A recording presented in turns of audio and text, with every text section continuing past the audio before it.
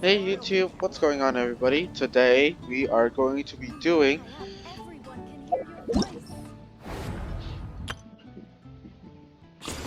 Lantern Rite today, so let's head over to Leeway and begin.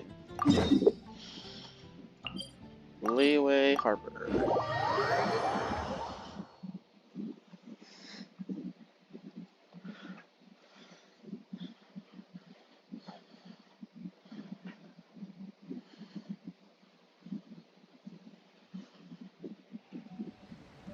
So we go down. Okay, is that Charlotte? Charlotte and Kuching, hello. Coaching! And Charlotte! I never thought she'd see you two together. Nice to see you again, Traveler and Paimon. Hello. Oh, we're not interrupting anything, are we? Not at all. I wasn't in the middle of an interview or anything. I was just asking Miss Kuching about purchasing a kite. The kite? Kite? Are you buying some regional specialties to bring back to Fontaine? Well, yes. And... It seems you haven't heard yet. The theme of this year's Lantern Rite is kites. Huh. Oh, so that's why Paimon has seen so many floating in the sky. Liyue Harbor is always changing, so it is only fitting that Lantern Rite should change in turn. The Qixing believes it would benefit Liyue to build on our own cultural foundation by embracing the technologies of other nations. After all, it is said that the stones of another mountain may serve to better polish one's own jade. yeah, remember my business meeting with Tianquan Ningguang the last time I was in Liyue Harbor? That's what it was about. Oh. But all I really did was use my network to introduce Lady Ningguang to some interesting people. I'm not sure that quite counts as fostering cooperation. In the end, we decided to combine Liyue's traditional art of kite making with Fontaine's mechanical vertical lifting device. What? Mechanical lifting device? Sounds pretty impressive.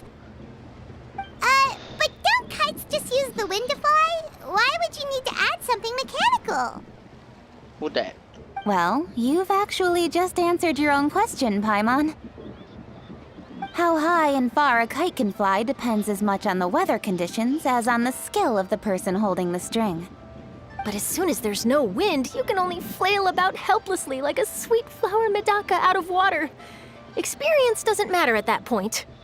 Exactly. Liyue is now a nation ruled by humans, after all. It's about time we had the power to make a kite fly, don't you think? Plus, the easier we can make it to enjoy, the more people will want to participate. That's not a bad idea. Right? I also thought it was a novel idea. Plus, it shouldn't cost much to do. With Miss Charlotte's help, everything has gone smoothly. Our new mechanical kites are already available to purchase from a stall in the harbor. We're having trouble keeping up with demand. We also gave quite a bit of thought to the price. We didn't want it to be too much more expensive than a traditional kite. Whoa! Turns out you two and Ningguang like playing with toys just as much as Paimon! I don't think they'll count as toys, but... Toys? They're not exactly toys. Exactly. You see, Miss Kuching? That does seem to be everyone's first reaction. Although kites are one of our most time-honored cultural relics, outside of their use in certain ceremonies, I suppose they're considered playthings more than anything now. True. To me, there's so much more than that. Think for a second about how remarkable it is that a flimsy paper kite attached to a string has the capacity to touch the sky. It is this slight piece of paper that also carries the weight of Liyue's cultural traditions. There's an old poem that goes, "O kite born of paper, flying true and sound, a lone traveler wanders, just waiting to be found."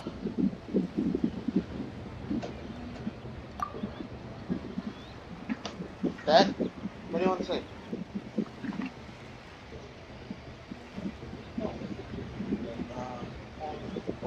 Okay, no, I hope I'm going to maintain.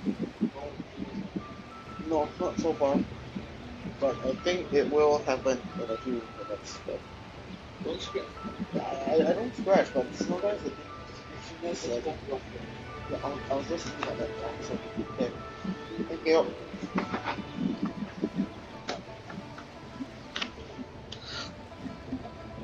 Let's continue.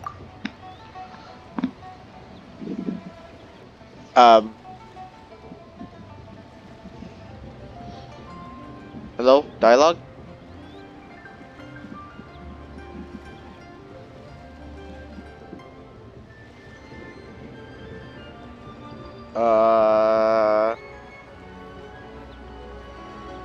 Well, this is In awkward. the past, poets from Liyue used kites to symbolize a feeling of longing, or evoke the peacefulness of idyllic rural scenery. If the people of today can derive enjoyment from this activity, they will not only be more likely to better appreciate the tradition, but also to pass it down to the people of tomorrow. That's the coaching we know. Always thinking 5 steps ahead of anyone else. Yep, I guess so. Well said, Miss Kuching. I've learned quite a bit myself. As long as you're willing to listen, I'm happy to share. I also know quite a lot about the various folk traditions related to kites. For example, whenever a kite blew away, people would say it was the Adepti that summoned the wind to take it away as an offering. That way, you can turn an unfortunate event into an auspicious one. What about something more fun? Do you know anything like that? More fun. Let me think. Oh, I suppose we should first talk about how kites are made. It's another one of our precious forms of traditional craftsmanship. My grandfather told me that back when he was a boy, children learned the art of kite making step by step from their elders. First, you use the thin strips of bamboo to construct the frame. Then, you draw a design of your choice on a piece of paper, paste it onto the frame, and tie on the string. Then, you look towards the sky and release the kite to soar among the clouds. Some people write down certain names or desires on their kites, cut the string, and let them fly free. Others may place particular thoughts or meaning into the design itself. Are certain designs associated with certain meanings? I'm gonna jot all of this down. Well, for example, kites in the shape of a butterfly typically symbolize freedom, happiness, or the desire to break free. Oh? Fascinating. What else can you tell me? I think this is The going to go on for a scissor-tailed swallow while. is the most classic design. It symbolizes good fortune and joyful tidings. Different colors also have small variations in meaning. Are these commonly understood meanings and symbols in Liyue? Kind of like the language of flowers in Fontaine. I believe so. Most have probably heard something about it from their elders at some point. If you're interested, Miss Charlotte, I have several books on the topic that I could lend you. They could be a useful reference. That would be a huge help! Paimon? Great! Looks like I've got the outline for quite the article on my hands. Hope it goes well. Perfect! We're gonna take a look around. Then I'll show Miss Charlotte to my home for a little while. Oh. Oh, okay. I almost forgot. The Ministry of Civil Affairs is hosting a kite flying contest on the night of Lantern Rite. If you're interested, you're more than welcome to bring a kite and participate. The Sure. rules are simple. Whoever flies their kite the highest and furthest within the time limit will receive a special honor along with a secret prize. Oh. I've already prepared more than enough empty film for the event. I can see the spectacle already. We'll be there. Oh, Paimon was on board the moment you said secret prize. Of course. Then I'll look forward to seeing your performance. You bet! See you then!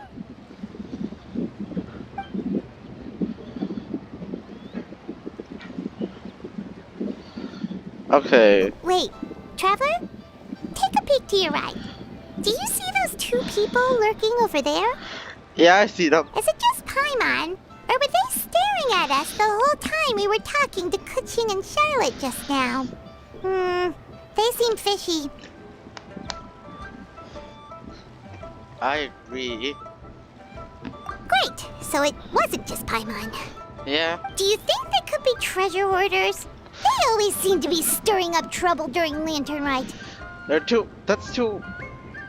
Oh, Paimon's sick of waiting around for something bad to happen. We should strike first, you know. Foil their plans before they even begin. Paimon, You go what did right, you- Paimon will go left. Wait, Paimon. Oh dear.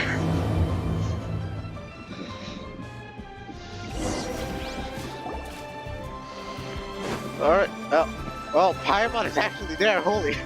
Oh,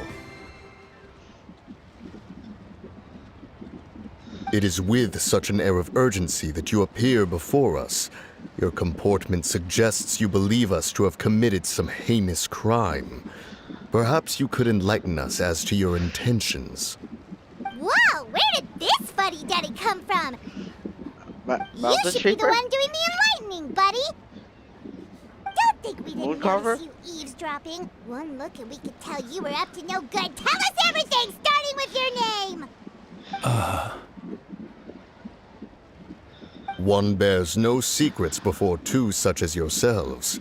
You stand in the presence of the mighty and illuminated Adeptus, Mooncarver. Yeah. For the purpose of this foray into the mortal realm, however, you may address one as Hojong. Hojong. You kidding? That deer's got his head stuck so far up in the clouds, there's no way he'd humble himself down here with the rest of us. you may want to hold your tongue, Paimon. Don't think that Paimon is gonna believe you just because you know her name. Let Paimon guess. You're supposed to be Mountain Shaper, right? Well, he Indeed. is. Mooncarver and myself have descended upon the mortal realm for a visit. The two of you may call me Jiahu. Jehu. Looks like you did your research.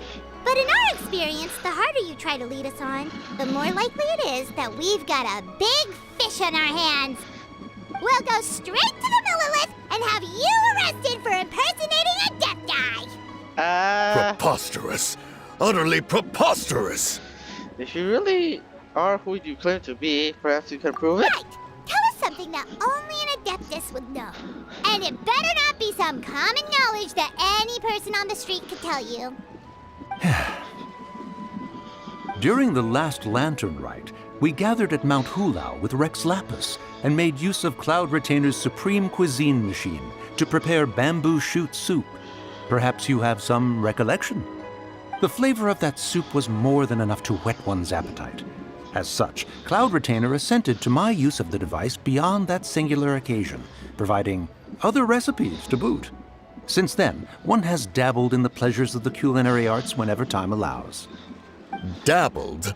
Upon one's last sojourn to your mountain, did you not immediately attempt to hide the device behind a chunk of amber as soon as one's presence was known? Did one not speak up on your behalf but a moment ago? This is how you choose to repay that kindness? One is simply trying to emphasize the veracity of our claim. That does not mean you should reveal personal matters so readily. They might think one bears no difference from Cloud Retainer. Forget it. One does not have the breath to waste on such petty trifles. I suppose they really are the at the time. That might have been more detail than we needed. Seems like you two are the real deal, and Paimon sorry for suspecting you. But, for beings as forgiving as yourselves, this is just water under the bridge, right? Take it as a compliment to the quality of your disguise. Few people will be able to see through it. I don't think You so. indeed have an agile mind. Cloud Retainer was not mistaken in her high estimation of you. Paimon's still curious about something. It's just...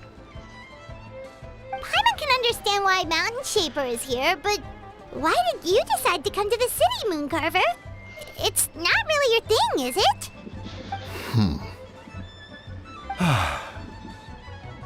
It is but an inevitable eventuality.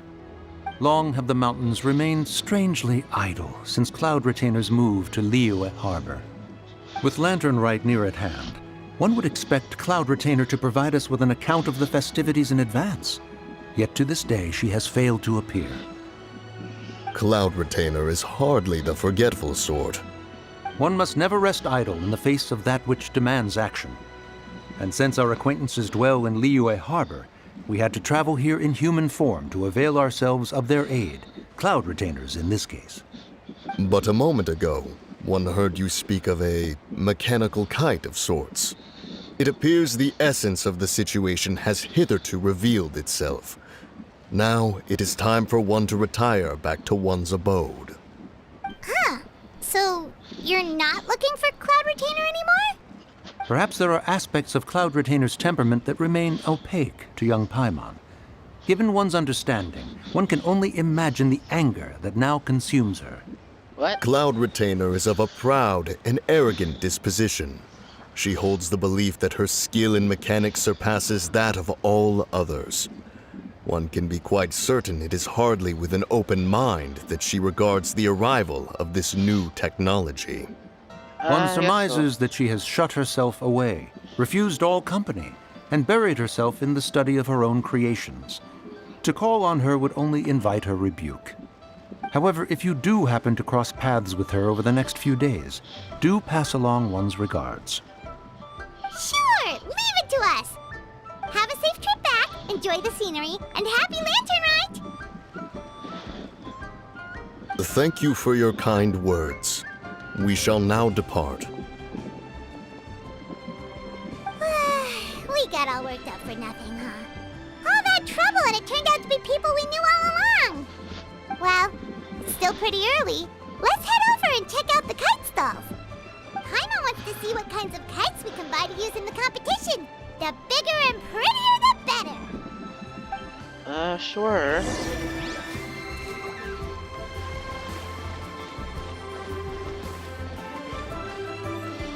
Hello. Welcome! Are the two of you looking to buy a kite? Would you like me to go over the different designs?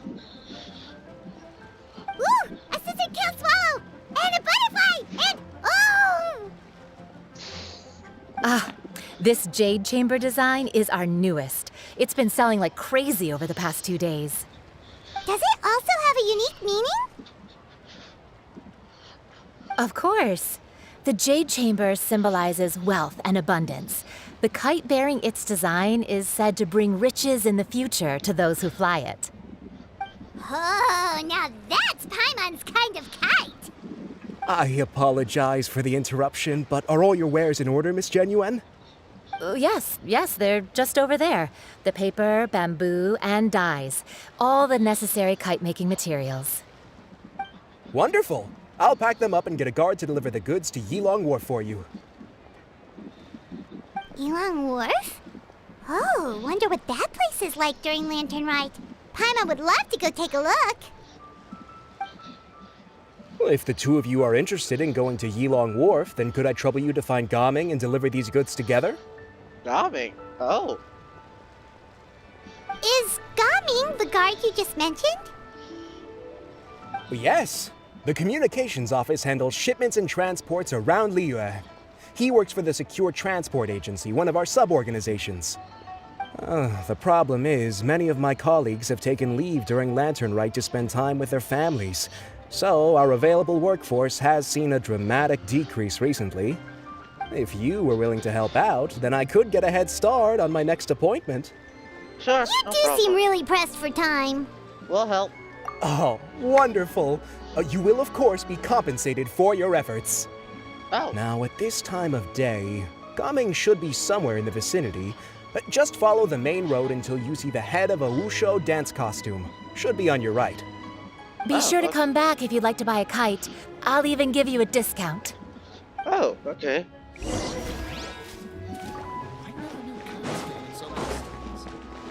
Let's see, over here. Oh, Wait, I thought we had an agreement. Loser buys dim sum tomorrow? Look at you, scowl like that for much longer and your face might stay that way. Hey now, don't be upset. How about this? You extend the invitation, and I'll pay. No way, Gaming. You're always the one picking up the tab. I'm not trying to be a sore loser. I just didn't expect you to come from behind to win like that. That was nothing. All in a day's work, friend.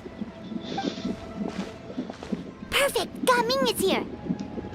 Sorry to interrupt, Gaming, We just spoke to a guy from the communications office who needs you to deliver some goods to Elon Wharf. Oh, it must have been Longzhou. Looks like I've got work. Gotta go. Sure, go do your thing. Let's have a rematch when you get back. I won't let you win so easily next time.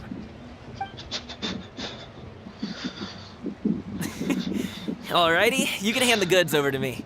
Must have been heavy hauling them all this way. Let me take them off your hands. It wasn't that bad. It's just some kite-making materials. Plus, we didn't have to walk very far.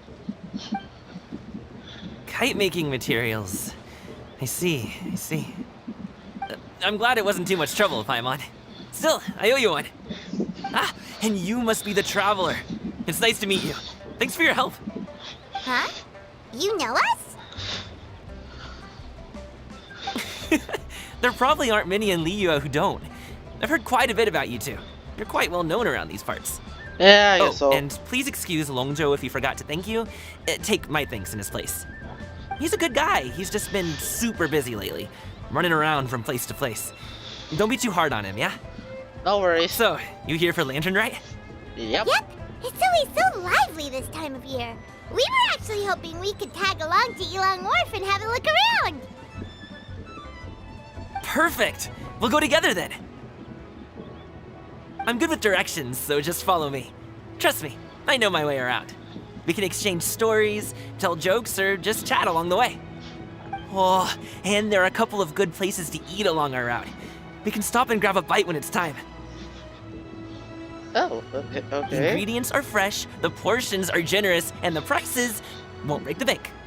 You can order anything, and I promise, you won't be disappointed. Order anything? Paimon seems to be drooling already. Hey, did you really have to call Paimon out like that in front of our new friend?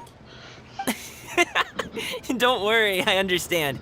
I joke around like that with my friends, too. It just shows how close you are. Do you need to pack anything up before we hit the road? I can wait. Nope, No, I our think we're things fine. are always packed and ready.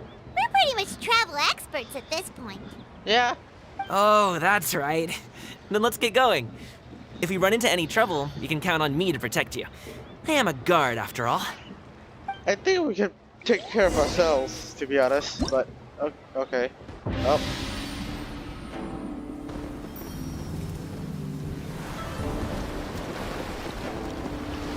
Well. Okay. Ooh, the docks are just a bit further. One step at a time. Hang in there.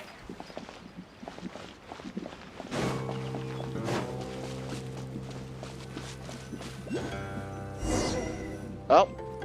Wait, get behind me. I'll handle this. The wrong test subject. Seems like we really can't go anywhere without running into treasure hoarders, can we? Yeah, it's not uncommon for deliveries to get intercepted. That's why this job needs guards like us. Paimon was impressed by your moves back there. You seem like a real pro at your job. Oh, that's not a skill I learned on the job. It's just a hobby. A hobby? Have you ever heard of wushu dancing? I don't think so. Really? Wushu dancing is famous in Chunyu Vale. Never heard of it. Performers might be invited to promote the opening of a business or to spread good fortune during a holiday season. But I must admit, it has nothing on the popularity of the Liyue Opera. I'm also well aware that people in Liyue Harbor aren't exactly jumping at the chance to watch wushu dancing. So it's not something I do full-time. Huh? You have 2 jobs? How do you have the energy to do all that? It's not that tiring. You just have to take a rest. Ah, Paimon gets it, so you must sleep a lot then. Not really. Just yesterday, I stayed up all night playing cards. What? Oh. Let's go. The docks are just up ahead.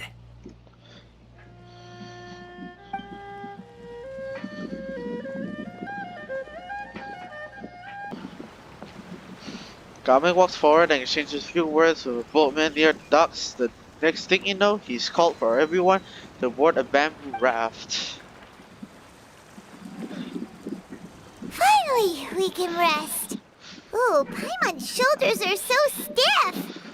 And her stomach so empty. Sorry. Did I push the pace a bit too much? I mean, you were the ones who said you were travel experts. Leo is just too hilly. Floating up and down so much. Where's Paimon out? Oh, Paimon was finally satisfied and now her poor stomach's empty again. Oh, Aw. jeez. Would you like some winter melon cake? I have some on me that I bought from a store.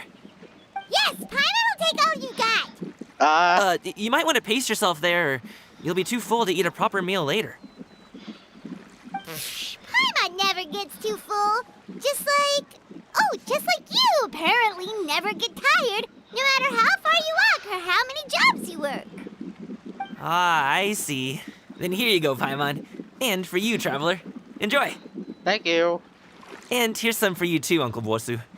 Don't think I forgot about you, my friend. I'll just set it to the side here for you. Gabe seems like a real people person. He can get along with anyone, and he treats every person he meets like a close friend. That hit What? the spot. Paimon thought she was going to starve to death for a minute there. That close of a call, huh? I've been eating winter melon cake ever since I was a kid. You can buy them from all sorts of places, whether it's a small vendor on the side of the road or a big restaurant in the city. But each place produces cakes with a slightly different flavor. If you like Really? these ones, I can give you the address of the shop I bought them from. I'll just have to check when we get back. oh, all my jabbering must be making it difficult for you to enjoy the scenery in peace, huh? Don't be afraid to tell me to zip it for a little while, okay? Really, I won't be offended. It's okay. Paimon is kind of enjoying listening to your chitter-chatter. Aw, a fed Paimon is a happy Paimon, huh? Hey, Paimon can be in a good mood anytime she wants. You suddenly lose yourself in the beauty of the surrounding scenery. Before you know it, you are greeted by the sight of Yuling Wharf.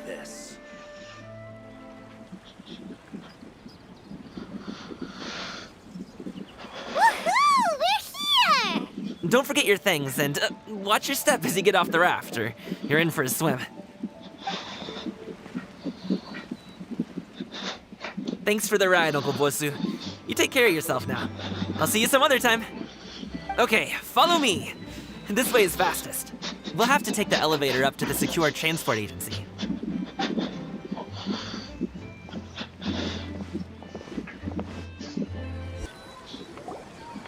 Oh, well... how should I put it? Come on, spit it out! Do you see that group of people over there? Uh-huh. Those are my relatives. Wow, you sure have a big family. Once they start buying things, they won't stop perusing till it gets dark. This is bad. They're your family, not your arch enemies. What's there to be afraid of? Unless... Oh, did you do something horrible to them? No, it's not that. I'm just not that good at dealing with my family. It would be best if we could steer clear of them. I'll explain more when we have the chance, but right now, we've got a job to do. Then we'll just have to sneak past them. Wait, sneaking job right now? The left side looks pretty packed. Let's go straight. Slow and steady wins the race.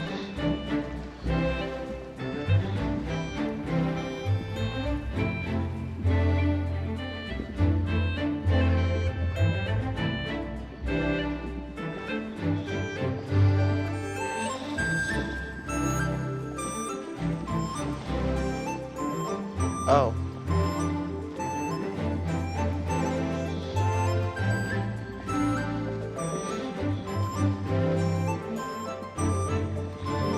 Let's wait here for a second. Maybe my aunt will leave.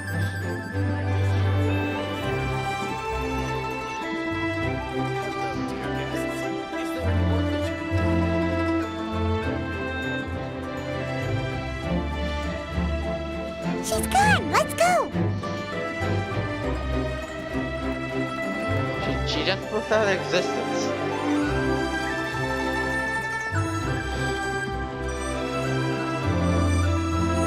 On that right, she said. Turn left. Run! To the right and... Oh, whoops. Wow, you guys are good. I'm impressed. That was nothing. It was a piece of cake. Oh, winter melon cake to be exact. You really liked it, huh? Ooh, you know what? I'll buy you a whole bunch and pile them so high you can swim in them. Ah, As long as you don't wind up drowning, Paimon. Hey, Uncle Drugway. These are my friends, the Traveler and Paimon. They came to deliver some goods with me. So, I guess I'll go ahead and take these over to Uncle Yongzan then? Yes, thanks for your hard work. I should thank you both for your trouble as well. Please take a seat and rest for a bit. I'll prepare some tea. No need. We'll be off soon anyway. Hey, we're already here, aren't we? No harm in taking a load off for a bit. Plus, I know the Secure Transport Agency has some great Songhua tea stashed around here somewhere. I promise you, one sip and you'll be hooked. Anyway, you just sit down and relax, Uncle Jergway. Who would I be if I just sat here and let you go through all this trouble? Leave this to me. I have to be up and about to drop these goods off anyway. What's a little extra time on my feet? Oh, you aren't too picky, right, Traveler? I know Paimon prefers things on the sweeter side, so I won't steep the tea too long. And I'll add some dim sum pastries on the side. Aw, you noticed what Paimon likes? oh wow. And How off long he have you goes. two known Gaming? Oh, not long at all. We just kind of tagged along on his trip to Yulong Wharf. Yeah. He's just a super welcoming guy. We became friends. You know, just like that. That's just how he is. He's the attentive sort. Really knows how to look after his own. A while ago, one of our guards had to take off work. Said his joints were hurting due to the rain. Gaming personally went all the way to Boo Boo Pharmacy to get some medicine for him from Dr. Baiju, then traveled through the night to deliver it back to him. That young man has such a good head on his shoulders. How can anyone not love him? I mean, there is his dad, but, well, ask anyone else. Uncle Yongzan says he doesn't have the personnel to spare for this delivery right now. So what do you think, Uncle Jergway? Should I go ahead and deliver it instead? It feels like we've troubled you enough already. It's kite-making materials, though. Could be for a kid. I'm sure the sender wants it delivered before Lantern Rite. Oh, by the way, here, have some tea. The refreshing aroma and lingering aftertaste of the. Okay. All right, then. Deliver it if you want to. Ooh, are you free in 2 days? How about we grab some dim sum from Shinya Kiosk? My treat, and don't even think about trying to pay. Whoa, that's way too generous of you. Don't mention it. Just think of this as a thank you for all your help. Besides, the thing between me and my family, it's a long story. It might take some time to tell. Sounds good. Paimon never says no to free food. See you at Singular Kiosk then. All right, then I'm off. See you in 2 days. Oh, and Paimon, make sure not to eat too much before then. Don't say I didn't warn you. Is he underestimating Paimon? Ha! She's just gonna have to show him how much she can really eat. Anyway, is Gaming's family situation really that complicated? Apparently. He has such a happy-go-lucky personality. Plus, he's an enthusiastic and diligent worker. It's hard to imagine a guy like that being troubled by much. How should I put it? Since he already plans to tell you himself, you don't need an old man like me to add my 2 cents. You seem to be around the same age, so you might have a lot in common. Perhaps you could help him talk things through. Consider it a favor to me. I'll try. If you have the time, maybe you can make a little flag for us to wave about. It can say, "We provide aid in spades." Couldn't hurt to advertise our services, right? Well, I can certainly arrange that. Is there anything else you wanted to say? Wait, seriously? Paimon was just joking, but if you're going to get us something, she'd much rather have winter melon cake instead. Seems like Gaming really has rubbed off on you. Would you like some more tea? I think there's some left. No thanks. We came all this way and still haven't gotten a chance to look around the wharf. We should see the kinds of kites they got. Maybe they'll have ones you can't find in Liyue Harbor. That's not a bad idea. All right, then. Please do let me know if you'd like more tea. You're welcome to stay as long as you like.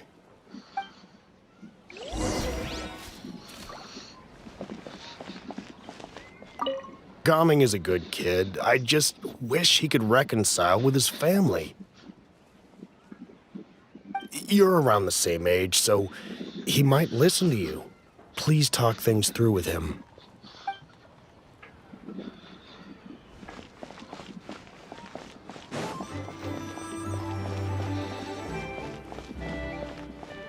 Oh, Tress. I'll keep this close. Oh. Is there any work that you need done?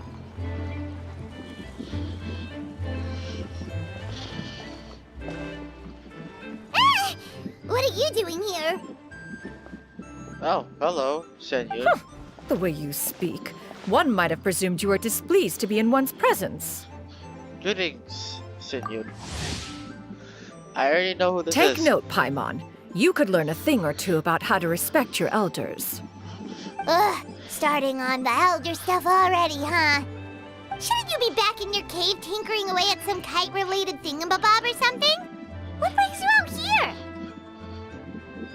And what's with that huge box next to you? Ah! Paimon gets it. You're here to do some shopping, aren't you? And what of it? The Qixing's decision to integrate Fontanian technology into said kite-flying competition is of no consequence to oneself. Did you expect one to willfully compete against the whimsical trends of worldly sentiment, or perhaps even fall to petty sulking over such? It's not that we think those things exactly. That's just what Mountain Shaper and Mooncarver told us, or Chia something and Ho. Paimon can't be bothered to remember what their aliases were called. Anyway, they went to Liyue Harbor to look for you. They even asked us to pass along their regards if we ran into you. Oh, huh. Tianyin? Did she forget about them? It appears time has quite flown since one's arrival in Liyue Harbor. How could one have forgotten about those two old fossils? She did forget. One shall have to bring them back some divine herbs to atone for this slight. Nay, given that one has ventured all this way to Yilong Wharf, tea would be more advisable. A great thought has illuminated one's mind once again. One is reminded that certain purchases have yet to be made. Perhaps you two could wait here whilst one performs this task. It'll be but a moment. Huh? Wait, here? You really just gonna ditch us here to watch your stuff? Yes. Oh, that woman really just does whatever she wants. Let me go see what she's up to. I'll leave the staff watching to you. Hey, not you too, Traveler! Oh, all this Paimon ditching is super not appreciated. Well... Just come back soon, okay? Paimon doesn't want anyone to try and steal the stuff. Okay, Welcome. okay. Please have a look around. We only sell teas of the finest quality, sourced directly from Chaoying Village. Might I recommend the Sunglo variety? It's one of our specialties. Now, that sounds promising. One will bring some back for those old fossils, and all will be well. 2 boxes will do. Wonderful. By the way, we're actually running a special Lantern Rite promotion. Buy 3 boxes, get 10% off. 4 boxes will net you 20% off. 20% off 4 boxes. This merchant strikes a fair bargain. One might as well give some to Morax and Ping, too. Then 4 shall suffice. I see. Are you intending to give these as gifts? If so, perhaps I can interest you in these exquisite gift sets. Buy 10, get half off. Oh dear. Look at the magnificent design, and the red ribbon gives quite the festive flair, don't you think? Such a gift would be sure to impress any lucky friend or family member. Oh dear. 10 boxes. Seems rather excessive. But if one factors in the conqueror of demons and one's disciples... 10, a nice round number, don't you think? Course you do. I'll even shave a little extra off the price for you. That is agreeable. One will, I will have these boxed up then. Of course, right away. I see you have quite the eye for fine items, mademoiselle. Perhaps some of my wares might also be of interest to you. Oh dear. Oh dear. I'm a toy merchant from Fontaine. You'll get nothing but the finest and most intricate clockwork toys Mora can buy here. Each one sure to be a source of endless amusement.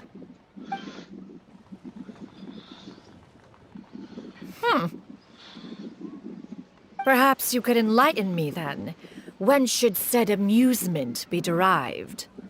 Well, that is, of course, best understood by playing with them yourself. If you could wait just a moment, I can bring one out and give you a demonstration.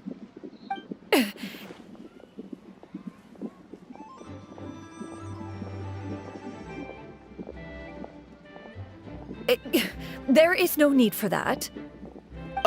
Mademoiselle.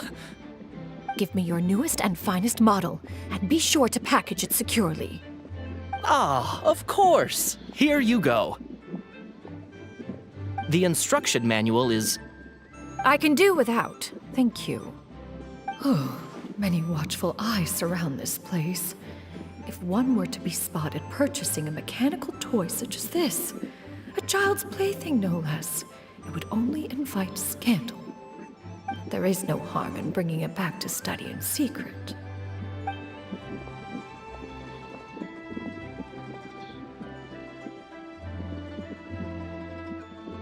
I should have back before shit you notices.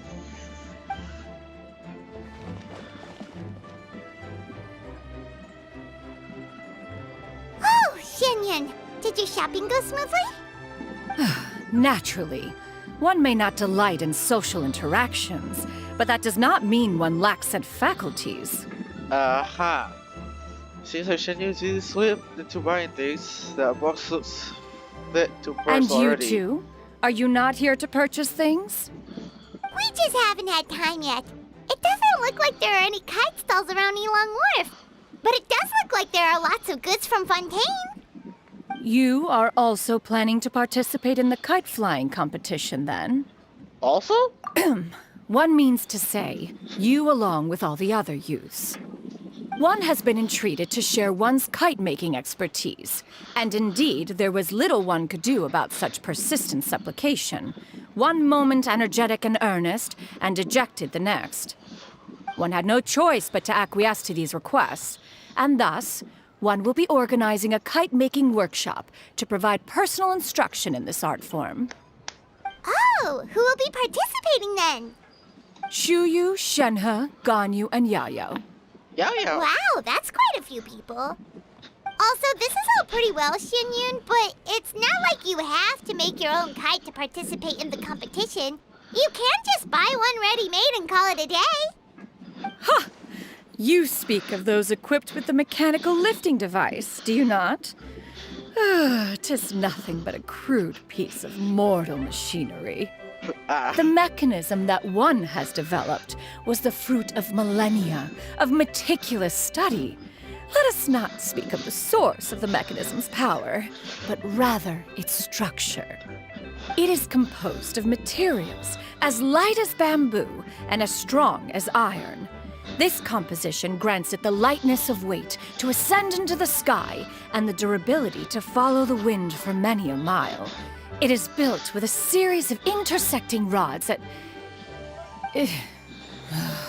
Never mind.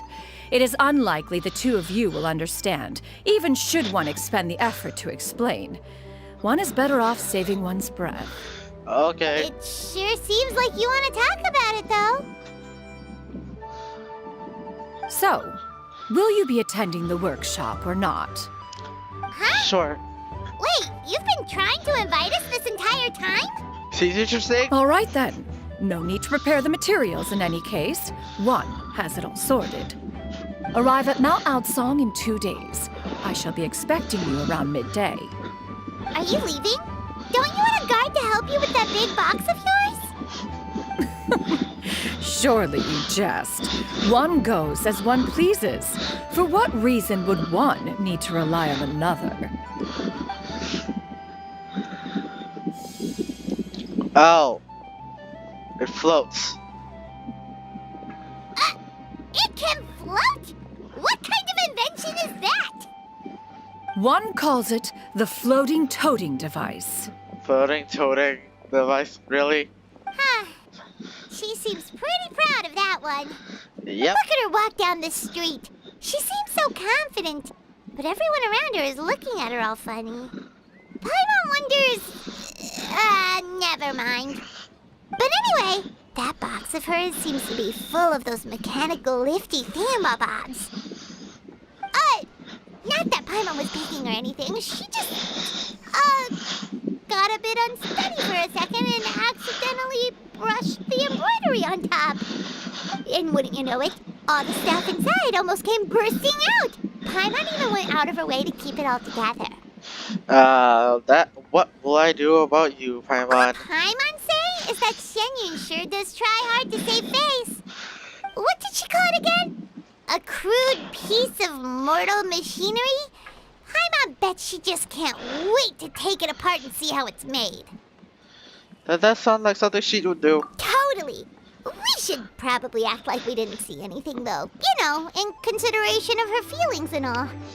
After all, that is the propriety with which one should comport oneself. When it comes to an elder, right? So true.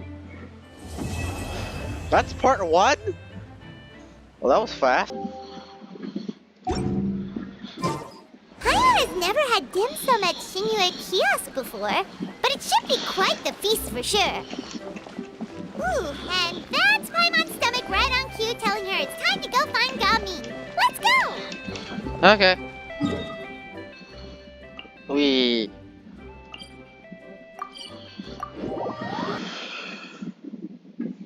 Oh, you're here early. I just ordered. The food should be out in a second. Sit down, sit down. Let's all take a seat. Here, hand me your cups. Oh, thank you. Wait, you weren't supposed to drink that, Paimon. That was for you to rinse your utensils. That's a thing? Huh. As you talk, pippin hot dim sum dishes arrive at the table, one after another. And just when you think that all the dishes have been delivered, the host brings over a generous bowl of seafood congee? I don't know how to pronounce that. Wow, so much delicious food. Do you really eat all this just for breakfast? That's just how we do it where I'm from. Most of the time, though, I don't eat lunch after dim sum. Oh, that's good to hear. Paimon doesn't need to worry about holding back then. Eat, eat. If it's not enough, we can always order more. Oh, and there's tong soy coming as well. I don't usually have that in the morning, but, well, since everyone's here, I just had to order it. What about you, traveler? Is the food to your liking? Want some more seafood congee? Let me refill your bowl. That's congee. I'd be happy to do it myself. Paimon's gonna take you up on that. Fill it up nice and full and make sure she gets a few extra shrimp. Thanks! Everyone picks up their chopsticks and begins to dig in. Each dish tastes exquisite and is uniquely flavorful. You slowly start to relax as you enjoy pleasant conversations over a satisfying meal. This goes on until even Paimon can't eat another bite. So full. That meal was so satisfying, it even gave Paimon some extra brain juice. Listen. Paimon's figured it out. Figured what out? Let's think about this for a second, Gaming. You invited us to this awesome restaurant and ordered a whole table full of expensive dim sum just for the three of us. Well, you must be hiding the fact that you're some young master from a rich family. That would explain why you try to keep your friends and family away from each other. Are you confusing me with Xingqiu? Huh? You know Xingqiu? You sure know a lot of people. Well, when you're on the road as much as I am, you hear all sorts of rumors. Sometimes they're true, sometimes they're not. What it comes down to is being able to tell the difference. More often than not, that means knocking on some doors to find out for yourself. Okay. Oh, you truly are a man of many talents, young Master Gaming. Okay, enough with the teasing. Sorry to burst your bubble, Paimon, but you're wrong about my family situation. What? Oh, Paimon thought she was onto something there. My dad is just an ordinary tea merchant. Small scale stuff, you know? It wouldn't even make sense to mention his business in the same breath as the Feiyun Commerce Guild. My dad... he always wanted me to inherit the family business, to be a merchant like him. But that's just not who I am. It's not who I ever wanted to be. Robert always seems to be happy and carefree. This is the most serious I've ever seen him. This topic must be very important to him. Have you ever talked to him about it? You know, about your interests and aspirations and stuff. Of course I have. I told him I wanted to be a wushu dancer. That I wanted all of Tevat to see what I could do. According to my dad, though, that wasn't a real job. Just a child's pipe dream. Oh, that's terrible. I'm sure he thought I would come around eventually, but wushu dancing has always been the only thing I wanted to do. One day, he tried to get me to visit some other tea merchants to start building the right relationships, but I refused to go. We got into a huge fight. We were this close to throwing hands. What? In the end, I was so angry that I ran away from home. I haven't been back since. Oh. Don't get on my case just yet, okay? It's not like I think I'm completely without fault. No, I know that it wasn't the right way to go about things. But my dad's stubborn. No matter how hard I tried to convince him, it just went in one ear and out the other. There was no changing his mind. I knew talking would only get me so far, but if I made it big in Liyue Harbor, the results could speak for themselves. Gaming. But I'm sure you both already know how that's going. Wushu dancing's just not that big in Liyue Harbor. In the past, I would go door to door from store to store, asking if they would be interested in hiring a performer. Most times, I wound up eating nothing but humble pie. And you can't just rely on dreams to put food on the table, right? So I found a job as a guard to make some money. And now I have enough to get by and then some. Still, change takes time. Gotta take it slow, you know? Paimon understands. Okay, enough of all that serious talk. Our tea's getting cold. Ooh, let's do something fun this afternoon. What do you say, huh? I'll organize. Actually, we kinda already have plans this afternoon. Yeah. We told Xianyun that we would go to her kite-making workshop. Oh? Are you interested in kite-making, Gaming? Oh, no. It's just that I happen to know Auntie Xianyun. Auntie Xianyun? Auntie is no way to address her right. Okay, Auntie That Xianyun. Yeah. title certainly humanizes her a bit. Oh, I know that she's an adeptus. Oh. I met her during a delivery once. But hasn't she been in the city lately? She's even tried, with some limited success, to change her terms of self-address or something like that. She came to see me a few days ago to ask about luminescent dyes. Oh, wait a second. She doesn't plan on putting those on a kite, does she? Is that not something you can do? It's one thing to use it on cloth, but applying it to paper is another matter entirely. Why couldn't she tell me what she wanted them for? Yeah, she does seem to have trouble with that sometimes. Yeah. It would be such a shame if everyone worked so hard on their kites only for them to get ruined in the end. Okay, I'll go with you. If Auntie Xianyun wants to use those dyes on a kite, the formula will need to be changed. Great! The more the merrier! A cloud, sea appeal, a brilliance revealed. Ganyu! Ganyu! Come on, wake up! Some friends have arrived! Hello, friends. Didn't sleep well? Ganyu! Oh, I have some mint oil. Perhaps we should try that. A guest at Wanmin Restaurant recommended it to me. I've tried it. Its stimulative effects are much stronger than what can be achieved from chewing on mint leaves alone.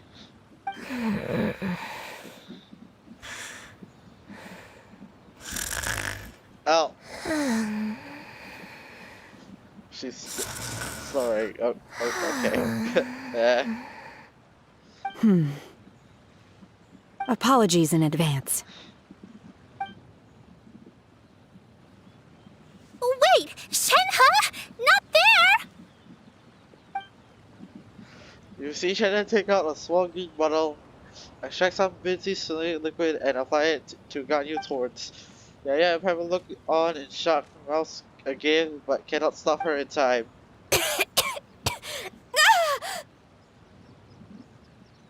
See? It worked. She's awake. Oh, but... Are you okay, Ganyu? Do you need some water? Or maybe something to eat? I'm fine. I just feel chilly all over. Huh. Was it that effective? Chilly, huh? Master always says a cool head leads to a calm heart. So, does this mean that heat's what we need to help you, Ganyu? Paimon doesn't think that's what the expression means exactly. I feel a bit better now. Was I asleep? Must have been around the time I usually take my midday nap. Did you not sleep last night? That does seem to happen to you often. Perhaps you should come work at Wanmin Restaurant with me. We get off at 10 on the dot every night without fail. I could never. I'm sorry. I seem to have missed your name. You are... Me? My name is Gaming. I work as a guard for the Secure Transport Agency. Gaming. The name sounds familiar. I believe I've heard your name mentioned around the Ministry of Civil Affairs. People tell me you're an extremely enthusiastic worker, and you are very generous with your help. Well, you know me. Or, I guess you don't. My name is Ganyu. This is Shenhe, and this is Yao Yao. It's an honor to finally meet you all. Oh, you must be here for Auntie Xianyun's kite-making workshop, right? Yes. I have neither made nor flown a kite before. As long as Master is willing to teach, I am willing to learn. Me too! I want to participate in the kite flying competition with my best friend! Plus, it's more meaningful if you make the kite yourself, right? Your best friend didn't come with you? Well, Chi-Chi's been super busy helping Dr. Baiju lately. I'll meet up with her later and give her a huge surprise. That's Chi-Chi. I also brought bandages and ointment with me today. It's easy to cut yourself when working with bamboo, so I thought I should come prepared. Wow, you're really thoughtful. As for myself, I'm afraid I lack some of my companion's enthusiasm. I was originally planning to buy a ready-made kite and just enjoy the festive city atmosphere with everyone. But Cloud Retainer is always going out of her way to look after her juniors, wanting us to have the best there is. She always puts us before herself. Huh. It was so thoughtful of her to arrange this workshop, so I simply couldn't let such consideration go to waste. My motivation for being here might be a little different, yes, but I'm ready to put in just as much effort as everyone else. Well, we're all here, but where the heck is Shen Yun? Shouldn't she be here by now? Who is it that speaks of oneself in such an ill-tempered tone? Oh, come on! You clearly heard Paimon! Master stopped to buy grilled tigerfish to share with everyone. Come get it while it's still warm. Oh, Paimon, sorry, Miss Illuminated Bird! Paimon always knew you were the smartest, coolest, and prettiest Adeptus. Someone as wonderful as you is sure to have brought enough for Paimon as well, right? Caratina sits down her bags while Shiryu hands out the grilled fish. As everyone begins to talk, life equality fills the usually tranquil environment of Mount Outside. So delicious. Paimon's life is complete. It appears that we've ended up with quite a few participants indeed. Go ahead and divide yourselves into small groups. The materials are over here. The regular dyes and luminescent ones have been clearly marked. Use them as you see fit. As for how to make the kite, one assumes you all made sure to listen to the instructions one provided while we were eating. Yes? Are there any questions? Paimon may have focused a little too hard on the eating and less on the listening. I'll be the one to make it in anyway. You can just help out. Paimon knew she could count on you, Traveler. One will wait under this tree and avail oneself of the cool air while one digests. Do not hesitate to seek one's company if you have any trouble, questions, or simply want to chat. We're not in any hurry to get started. Why don't we go see what the others are up to? Okay, then. Coming. Hey, Gaming! Want to team up? Huh? But I have to participate? I thought I'd be done for the day after adjusting the dye formula. You're that unenthused by kite making, huh? That doesn't seem like you. No, it's not that. It's just... it would take too long to explain. I guess I'll just make one then. What shape should we go with? How about a butterfly?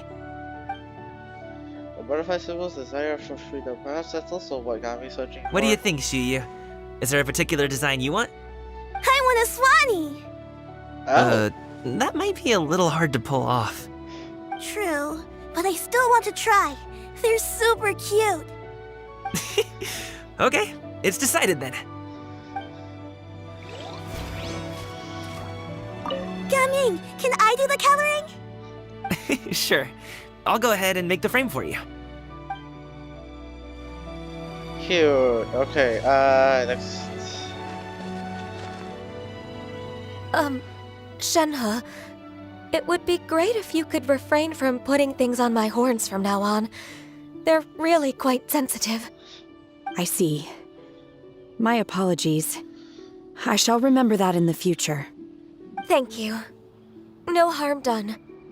Good. Could I touch them just once more, though? No oil or anything this time. I've just always wondered what Miss Ganyu's horns feel like. Huh? Please, I told you. Just call me Ganyu. Well, all right. Just be gentle. Firm to the touch with no discernible temperature. Oh, not unlike certain medicinal plants I've eaten before. Oh, still, Ganyu appears to be shaking like a cat whose whiskers have just been touched. I should stop. I see. Then I'll apply the oil to your forehead next time. Oh, no need. I'll just refrain from taking afternoon naps outdoors. Anyway, we should probably get started on our kite. It won't be long before Cloud Retainer comes to check on our progress. Perhaps we should just choose the most traditional style. Okay. Well, they seem to be getting along swimmingly. Let's not disturb them. Okay. Now for the last one. Yeah. Can we like talk to them? The scissor-tailed swallow sure takes a lot of curved bamboo rods to build. It broke. Ah, I see.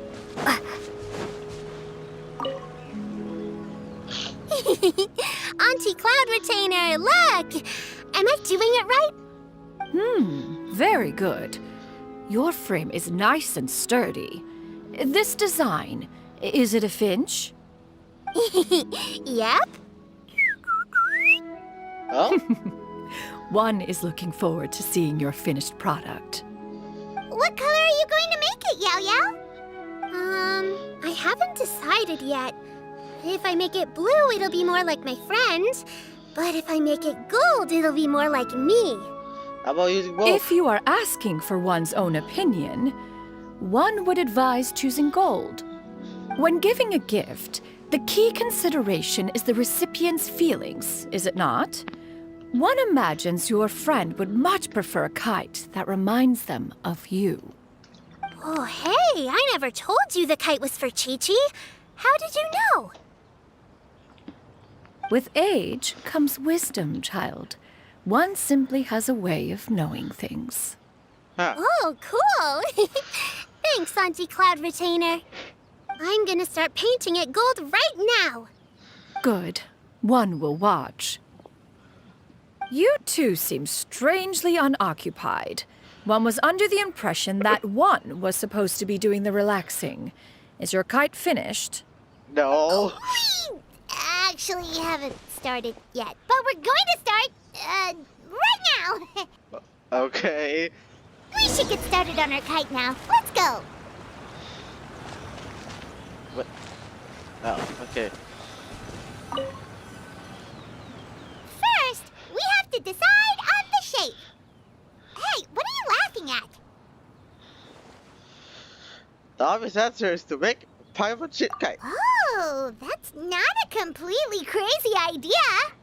If nothing else, a Paimon-shaped kite could at least make sure you never get lost on your travels and always find the tastiest food and funnest things to do wherever you go. Maybe we're not exercising enough artistic license. Ooh, we should exaggerate this a bit. How about this? The word Paimon means the guardian angel of travelers.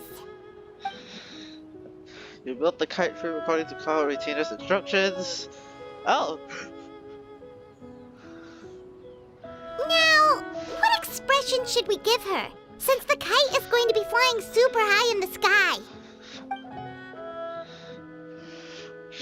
She should look pleased with herself. She should look afraid. She should look guilty about something. She should look pleased with herself. Ooh, like this? Ooh, the title of Champion Kite Flyer is mine! Yeah, that's the one. Now that we've decided, let's make it happen!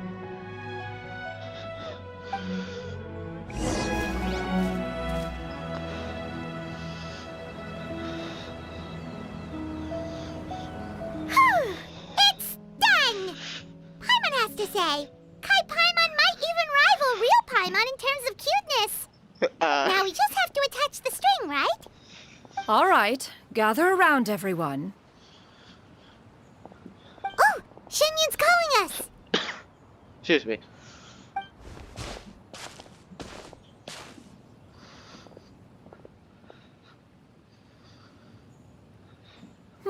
Let one take a look.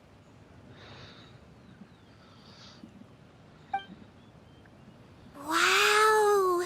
Ganyu and Shenhe made a scissor-tailed swallow. It's so pretty. Yep. The coloring makes it look a lot like Master.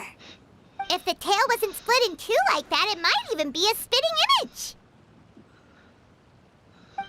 If you look closely, there are a few spots where the colors go outside the lines. Did you doze off while painting it, Ganyu? I did the painting. I stared at the paper for quite some time, but I simply could not recall the coloring of any bird. Except Master.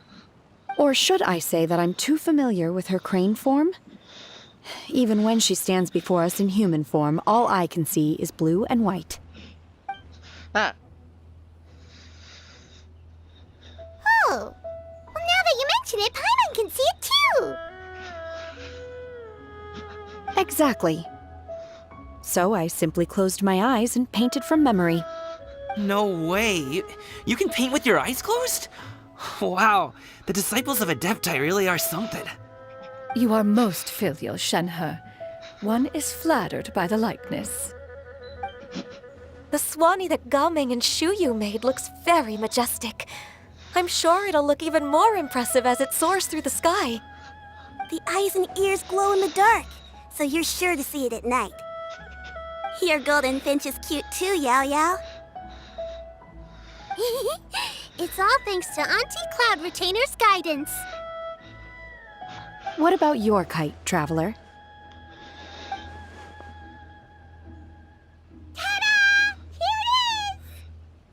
Oh my god. Its self-important countenance bears a striking resemblance to that of its namesake. It makes her look like she's already won the competition. Well, that's gonna happen one way or another. Is that the Jade Chamber?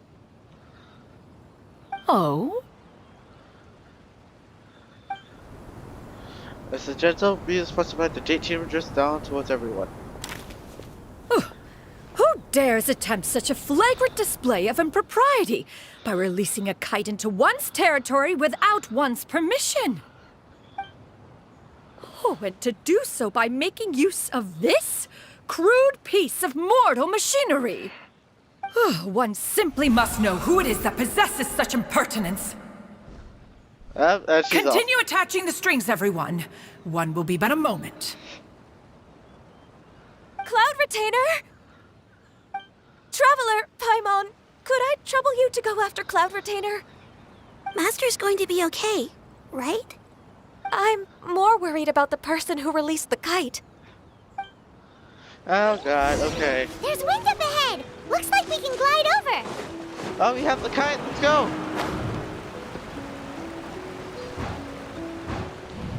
Cloud Retainer!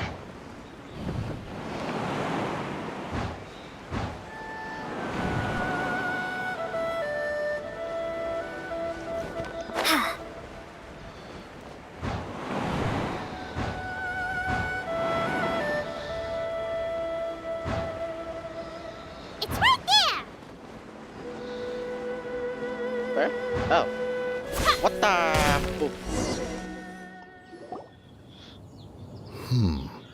This Fontanian device of mechanical motion is quite curious indeed. Now is hardly an opportune time for your musings. Someone among us was not sufficiently attentive, and now the kite has vanished. Calm yourself. Do you have any recollection of its last location? One believes it drifted in the direction of Mount Outsong. Perhaps it is mere happenstance, but one feels a certain sense of dread at the thought. Your concern is misplaced, surely. Cloud Retainer is either in the city looking after her disciples, or secluded in her abode attending to her research. She will not notice that kite. On the subject of said kite, however, one simply must remark on the genius of its windless lift technology. One cannot help but surmise that its ingenuity rivals that of Cloud Retainer's creations. Still thy tongue. If Cloud Retainer were to hear you profess such a thing, we can both say farewell to any further use of the Supreme Cuisine Machine. One presumes that this kite belongs to you. Huh? Regard the situation with which we are now confronted. This is all your fault. One's fault? One seems to recall that releasing the kite was no solitary endeavor. Say something, Mountain Shaper. Surely you can think of something to appease her. Further explanation shall only fan the flames of her wrath. It would be better to stay silent and retire at the earliest opportunity. We can hardly avoid her forever. That may suffice during Lantern Rite. But what about the Moon Chase Festival? Sooner or later, she will discover our true identity. Hello? Go retrieve the kite. Absolutely not. You retrieve it. That is not our kite. Oh, so an adeptus such as oneself is mistaken then? Ah, you're an adeptus? Please forgive us for any impropriety. I truly possess no inkling of who could have released a kite into your esteemed domain. Pray, who could be responsible for such wanton behavior? Verily, verily, we were but delighting in the surrounding scenery. This locale is home to such exquisite... mint! Well, and if that's all, then we'll just be on our way. We finally caught up. You sure do fly fast in your illuminated bird form, Tinyan. Mooncarver? Mountain Sheeper? What are you doing here? You? Oh. Okay, now Paimon's getting a weird vibe. Did she say something wrong? It is of no consequence. Long has one seen through their disguises. One was simply curious as to how long they would keep up the act. Then you are not angry? How could one feel anger at the sight of two old friends enjoying themselves? One is also well aware of how enticing these city novelties can be. We were simply consumed by a fit of festive spirit. Seldom do we get the opportunity to partake in the delights of the times. However, we are far from being as adept as you in matters that require a deftness of hand. No worthy kite could be born of our own making. Thus, we could only take the convenient route, so to speak. Your prowess in mechanics is unparalleled, Cloud Retainer. You wield the wind and waves themselves. Your singular talent stands unmatched across the land. Of this, we are well aware. One has guests to attend to. We will have to convene again some other time. Traveler, Paimon, do try to keep up. And she's gone. We're leaving already?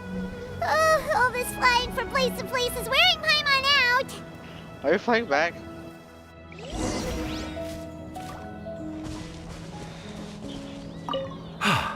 It seems that one's concern was misplaced after all. Then, should we continue flying the kite? A splendid suggestion, but it would be advisable to change locations. Perhaps your mountain would suffice? It is more than spacious enough. A fine idea. A fine idea indeed. Okay then.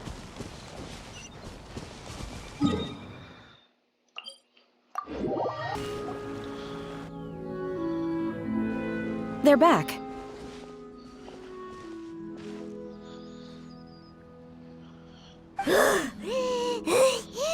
Paimon's pooped. Hi. Why are there only two of you left? After you left, Yao Yao and Shu Yu tired themselves out playing with their kites. Gao Ming offered to escort them home. Before he left, he said something that I don't quite understand. Oh? What did he say? He said, a kite is always tied down no matter how far it flies or how high it soars. Its tether prevents it from ever truly flying free. He looked quite dejected as he said this. Now that you mention it, Gao Ming did seem to have a rather strange attitude towards kites. Perhaps he sees himself reflected in them? A reflection of himself. Oh, if I were a kite, I would cherish that tether as a symbol of kinship and the bonds that tie us and... And? Tenha? It may be an exceedingly slim and distant connection, but lose it, and you lose that which links you to home.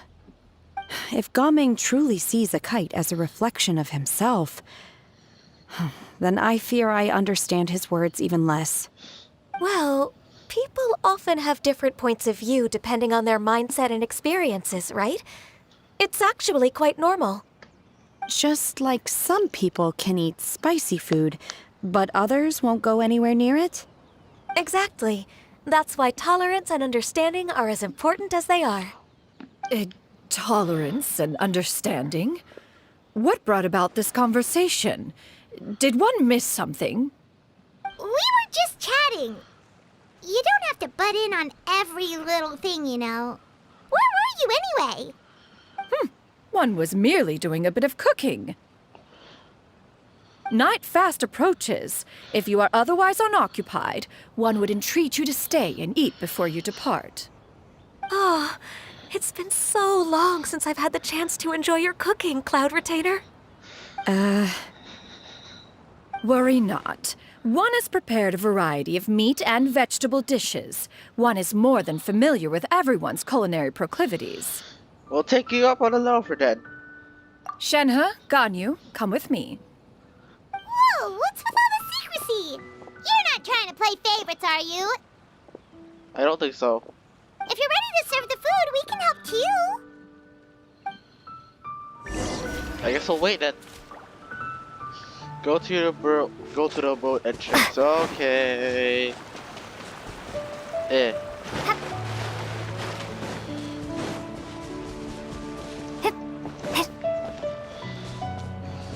I'm gonna drown. This way then.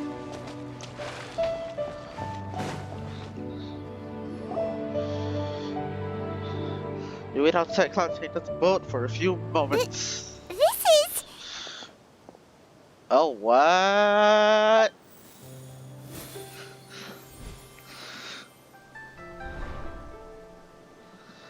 Oh, I can feel the wind brushing against my legs. This is a bit embarrassing.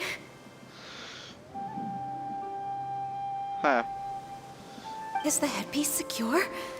I should have asked Cloud Retainer to check before I stepped outside.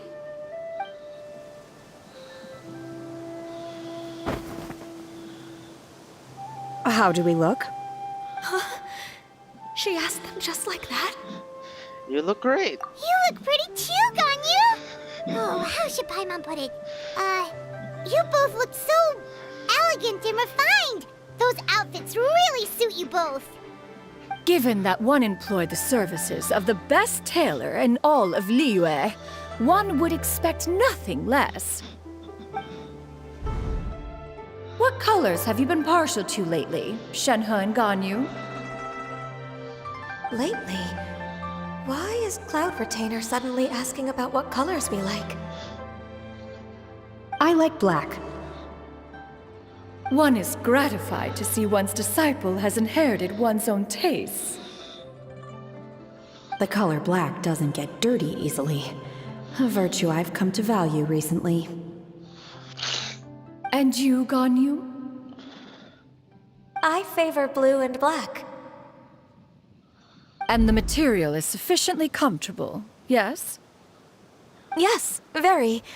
I simply cannot thank you enough, Cloud Retainer. For this gift. And the kite, too. Thank you, Master. One is content, as long as you are pleased with the gift. One hopes these garments will see much use. Shout out me, Pat.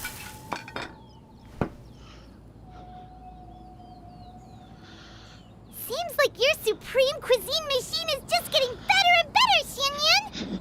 This golden crab's particularly good. The shell's deliciously crunchy, and the meat inside is so succulent and sweet.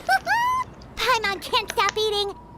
It's a good thing Gaming isn't here, or Paimon would have to duel him for the food. You know, with chopsticks. It would be a close match. He traveled all this way on account of the kite-making workshop, and he spent the whole afternoon looking after Shuyu. One was hoping to treat him to a meal. Oh well. One will just have to extend one's thanks in person. It's rare for someone to make such a good impression on you, Cloud Retainer. One has high standards. He appears to be a young man of much merit, and one is not the type who would see such potential squandered. It appears that he wishes to break free from the kite string that tethers him. Kite string? Huh. What strange metaphors you speak in, Shenhe. Ever since you returned from one mean restaurant, your turns of phrase render one at quite the loss. Where do we even begin? Oh, do you know about the conflict between Gaming and his dad, Xinyan? One has only heard that the two are not on good terms. He ran away from home and hasn't been back since. Oh? Ran away, you say? Huh. One believes we would all benefit from a more thorough retelling. Start from the beginning. Okay. Oh, okay. Paimon just hopes he won't mind. Paimon tells Conrad everything she knows about Gami's family situation. This shall not do. Lantern Rite fast approaches. We must make haste. As one was contacting various tailors around Liyue, one could not help but be reminded of Menogias. Menogias? Oh! He possessed a singular talent for clothing design.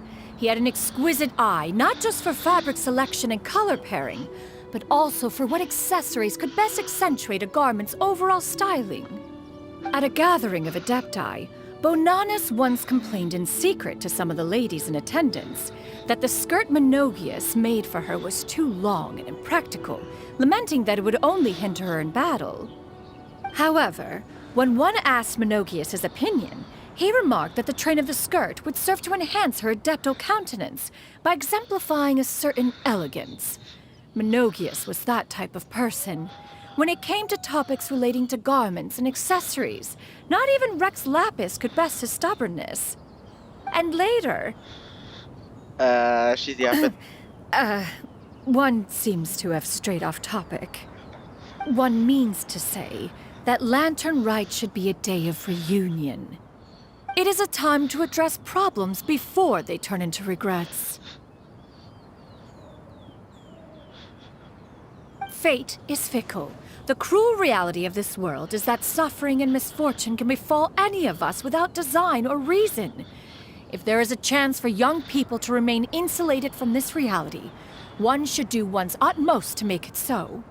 That's nice and all, but... Do you have any ideas, Cloud Retainer? Perhaps adeptal arts could be of use. No. Mechanics, perhaps. One fails to see its use in a situation such as this. Is there anything I can do to help? Combining our efforts is a fine idea indeed. Aha! One has an idea. Frog. How about this? Okay. Does that make sense to everyone? Okay, go behind the bush tradition. Got it. Yep. Here, Oh, Paimon really hopes this works. One's designs never fail. Now then, I counsel rest for all, and to make the necessary preparations. One shall see you in 2 days. Again? With the 2 days? Okay. Is that the end? Yeah, okay, part 2. That's that. For part 3. These seem to be pretty short for some reason. But they are quite short. Also, Frog. Bye, Frog. Okay. 2 days, let's go. And right here. Alright. It's time to carry out the plan! Let's go find Gaming! Hope everything goes well. Let's go meet up with Gaming. Nope.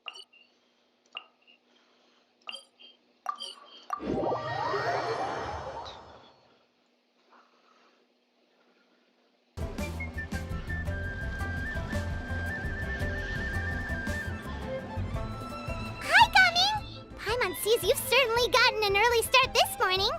Playing games already, are we? Who won this time? You the one buying dim sum again? Hey, when you put it like that, it makes it sound like I'm always the one losing. Ah, perfect, you're all here. There's an important commission I need your help with. Alright, I've got the time. Where are the goods? Well, it's not just goods this time. I need you to escort a tea merchant and their wares from Chaoying Village to Liyue Harbor. A very important client has requested to meet with him. Sure. What's this merchant's address? Well, here.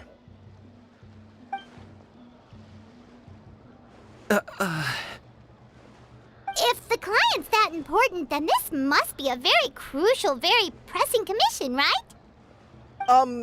Of course, the sooner you complete it, the better. I would advise you to depart as soon as possible. That's fine by me. All right. Don't work too hard now, Longjo. We'll set off then.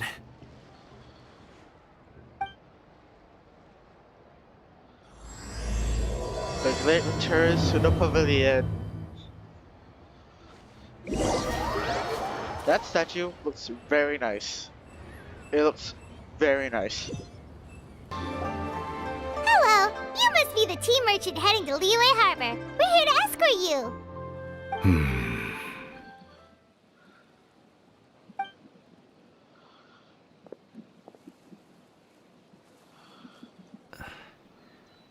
Dad?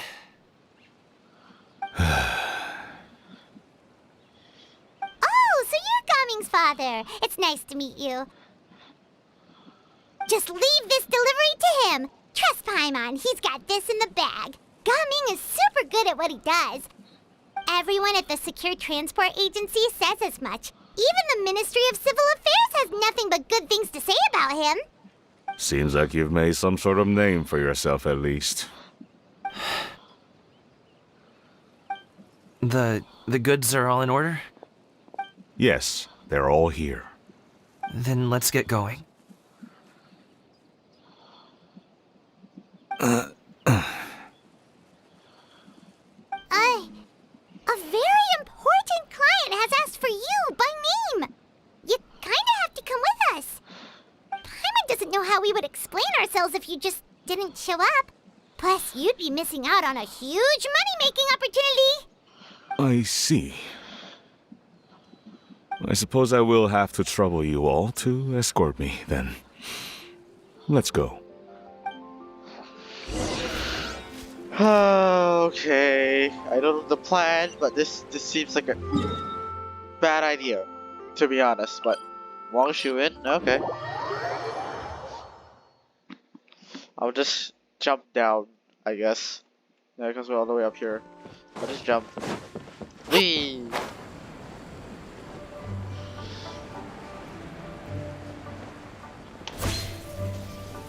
We've been walking for so long. Is anyone tired? How about we stop and rest for a bit?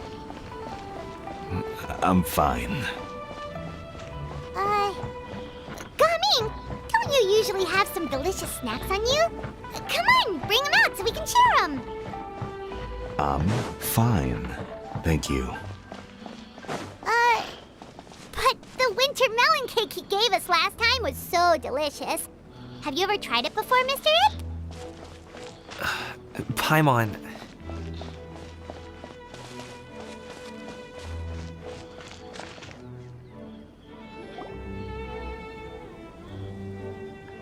This place looks nice and open. Why don't you all rest here for a second? Huh? What about you? You're not going to join us? Oh, cloud retainer's right there. I'm not tired. I'll keep watch. Oh, but... Just let him go.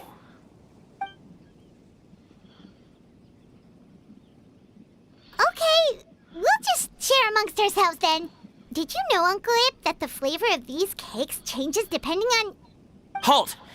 Who goes there? It appears that one's movements were overly conspicuous. Enough of your musings. Focus. Focus on the matter at hand. Present your exquisite ornaments at once. Indeed. Bring them forth readily and without protest. Ah! What do we do? It seems as if these two are acting alone. It won't be difficult to subdue them, but they might have something else waiting in store for Dad. The best way to keep him safe is... Leave this to me. I'll handle them. Traveler, Paimon, take my dad and the goods away from here. No, Gaming. It's too dangerous! This is what I do.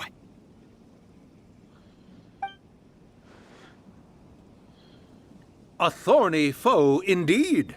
Let us depart and seek a target softer in blows and disposition. Don't think I'm gonna let you off so easily. Away! Let us away! Coming! Don't worry, he's a great fighter. Paimon's even seen him take down a dozen or so treasure hoarders all by himself. But coming, If he had just stayed by my side and learned the family trade, he wouldn't have to put himself in such dangerous situations. We just have to trust him. Let's go on ahead. We'd best get away from here, in case there are other bandits in the area waiting in ambush. And they flee. All is going to plan.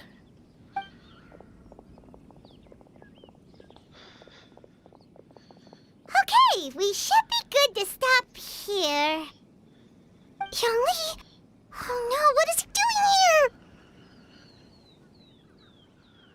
Good sir, please listen to me. Reel in your line and leave this place as quickly as you can. There are bandits in the area.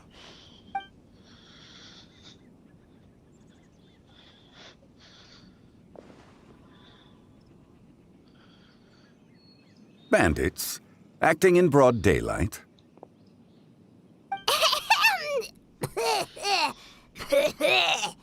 Oh.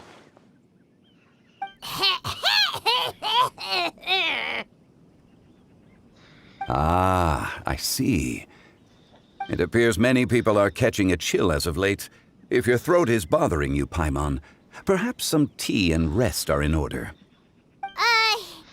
Nope, no need. Paimon's fine. She just, had some cake stuck in her throat.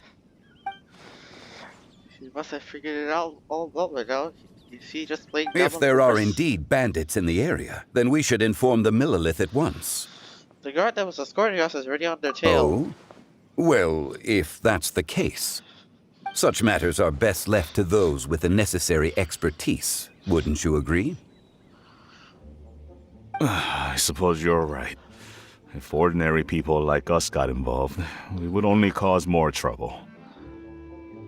Since we find ourselves otherwise unoccupied in this beautiful area, why don't we find a quiet place to relax while we wait for good news? That would be lovely. So, Uncle Ip does have a reason to be worried.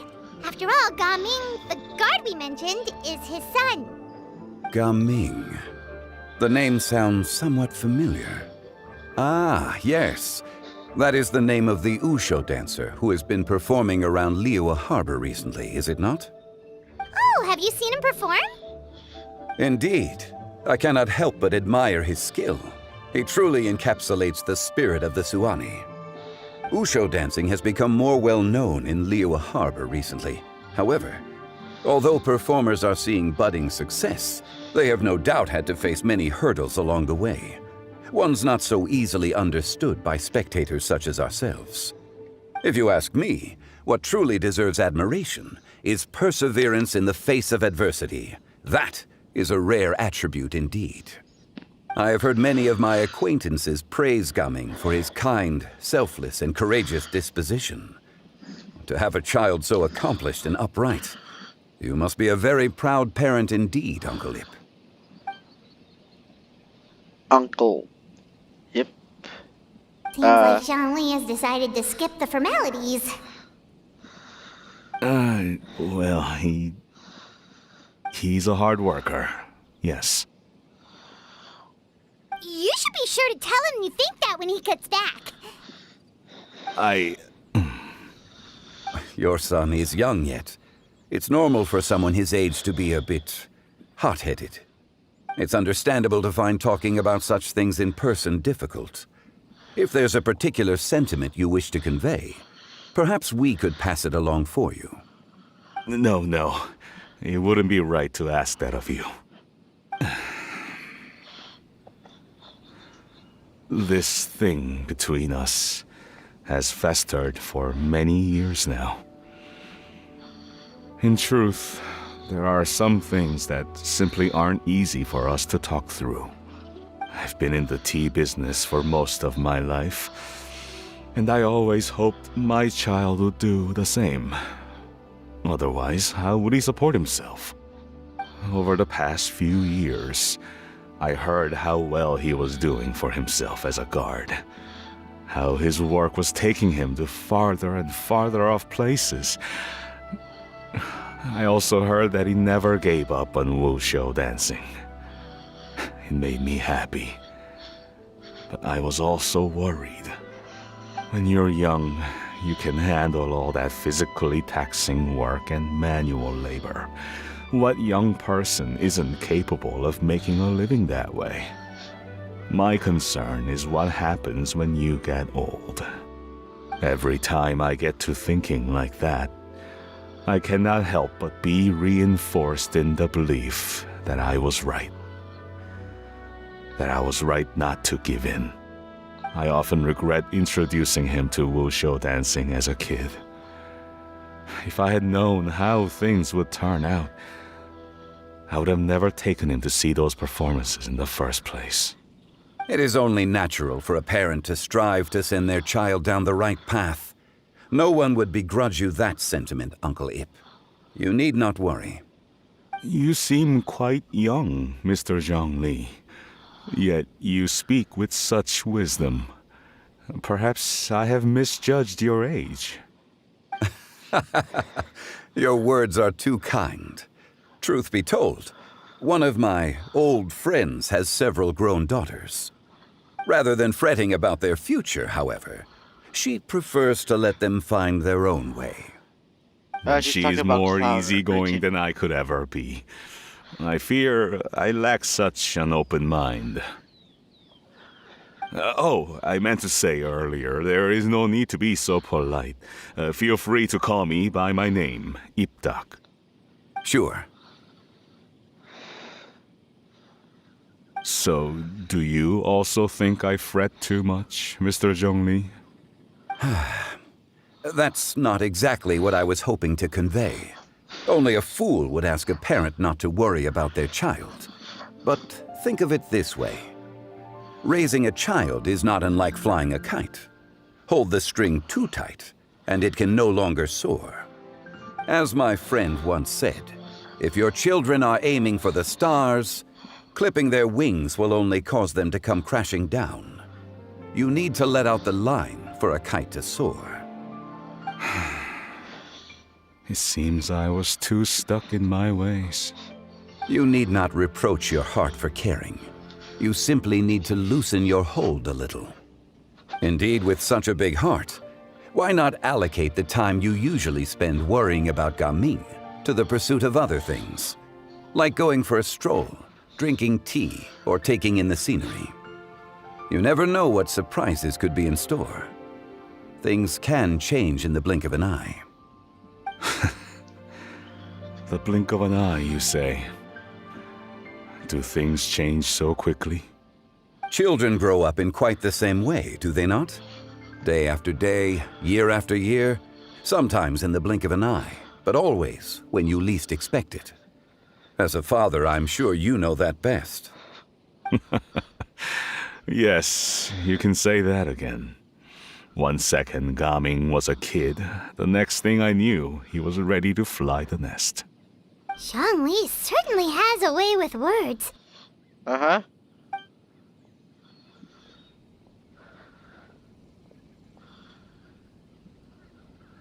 Oh, Gaming is back! Hey, Gaming, we're over here! Dad, Traveler, Paimon. Good, you're all here. Oh, and Mr. Zhongli from the Wangsheng Funeral Parlor? You're here too? A fated meeting indeed. We were just enjoying some pleasant conversation.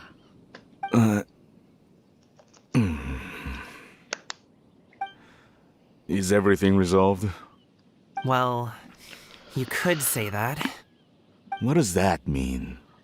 Traveler, Paimon, come with me. I need to talk to you. Huh?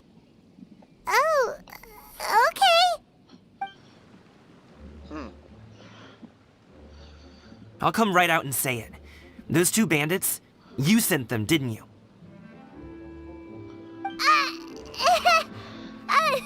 So that's how we're starting off? Oh. Can't look me in the eye, huh? Guess I'm right then. Okay, but how did you know? At first, their mannerisms seemed a bit stilted. But once I got close, it was obvious that they possessed great skills. I was right on their tail, and it should have taken only a few steps to catch up to them, yet somehow, I was never able to close that distance. People with that level of skill would have gone about things differently from the start, like sneaking up on us while we were distracted. Unless, of course, their real motive was to lure me away from the group all along. Wow, you're pretty quick on the uptake. I just have a lot of experience. I've dealt with many a ruthless bandit in my time, but I've never seen ones like them. In the end, I told them they would make good guards if they ever wanted to get back on the straight and narrow, and that they could hang out with me in Liyue Harbor anytime. You ever consider you might be a little too good at making friends? I'm guessing you guys were trying to help resolve things between my dad and me? Yeah, kind of. I appreciate it, I really do. But this conflict between us has been going on for a long time. Even if those two were real bandits, and I was able to subdue them and show them what I was capable of, it wouldn't change anything. You've seen the way he talks to me. It's not like that at all! Your dad really cares about you. You should see the way he talks about you when you're not around. Zhongli was talking things through with him, and he nearly agreed to let it go. You don't believe us? He won't let it go. He can say as much as he wants to other people, but he won't talk to me. I'm certain of it. And you? Will you talk to him? You told us you wanted to prove yourself to your dad. Why don't you tell him about all the hard work you've done these past few years? Will that even do anything? I'm not sure talking is enough. You won't know unless you try. Just like how you won't know if something is delicious unless you taste it. Listen to us. It's time to put these people skills to good use. You can make friends with anyone, so why not your dad? It won't hurt to try. I'll do my best. You are very knowledgeable, Mr. Zhongli. I'm impressed. Despite my being in the tea industry for several decades, it seems I still have much to learn about the art of tea tasting. You flatter me. It was nothing but a few humble musings. How much tea have you drank since we've been gone? Felt like it was alcohol. Ipdak and I have found many a common interest. Our friendship, much like a cup of tea, seems to grow stronger the longer it has to steep. Well said, Mr. Zhongli. Gaming, Mr. Zhongli is very knowledgeable. You should take the opportunity to learn from people like him when you're in the city. Huh? Oh, of course. Zhongli? I have very much enjoyed our conversation, Ipdak, but I, unfortunately, have some unfinished funeral parlor business to attend to. Oh, I hope I didn't keep you. My apologies for taking up so much of your time, Mr. Zhongli. No need to stay on my account. When you're less busy, let's find a time to meet. I'll treat you to dim sum. It would be an honor. We'll see you off, Zhongli. You two have a nice chat, alright?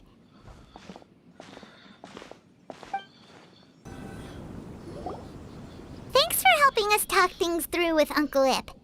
Good thing you were able to pick up on what we were putting down. I have been around the both of you for some time now. You could say I have a certain level of expertise in that regard. Yeah, I guess As that's for true. my role in the conversation, think nothing of it. I hardly did anything noteworthy. You never change, do you? I guess not. Why did you have us walk all this way? Paimon thought we just had to go far enough to be out of earshot. A friend approaches. Hello. Xiao! Xiao! You're here too? I've been here the whole time.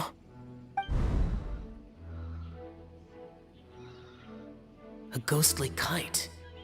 Could that elusive Director Hu be coming to Wangshu Inn once again? What is she doing here? I suppose it matters not. Given her relationship with Rex, well, Zhongli, I might as well go pay my respects.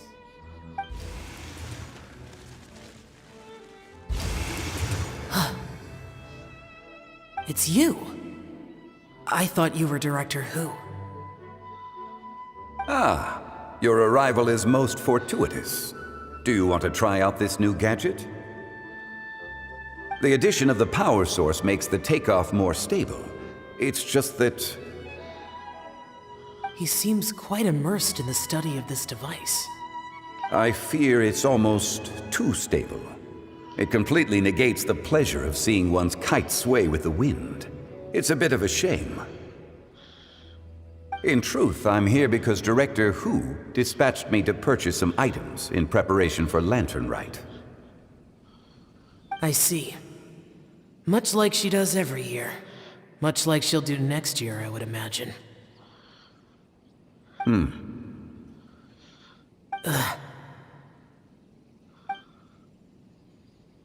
Am I wrong?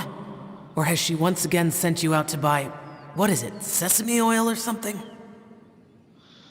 While we're on the subject, I do wonder why she is so obsessed with using sesame oil in the preparation of mixed vegetable dishes for Lantern Rite.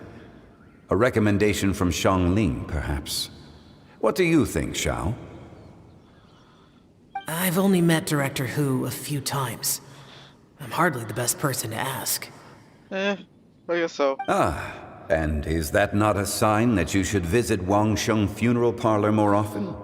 It wouldn't hurt to grace the parlor with your presence now and again, when you are otherwise unoccupied. This one here is a traditional kite, one without any equipped mechanical device. Director Hu tasked me with studying the differences between the two to determine which one is of greater merit. Many hands make light work. Perhaps you could test out the other kite for me? All right. I have made my comparisons.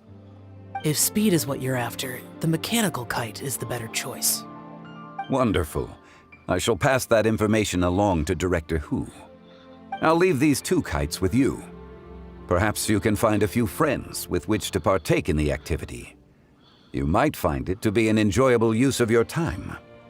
Oh, wait. Who enjoys kite flying?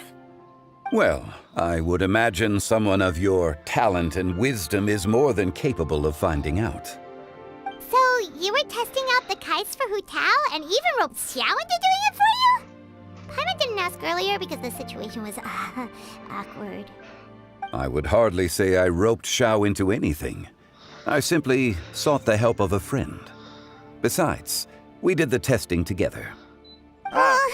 Seems like our pool of competitors is growing.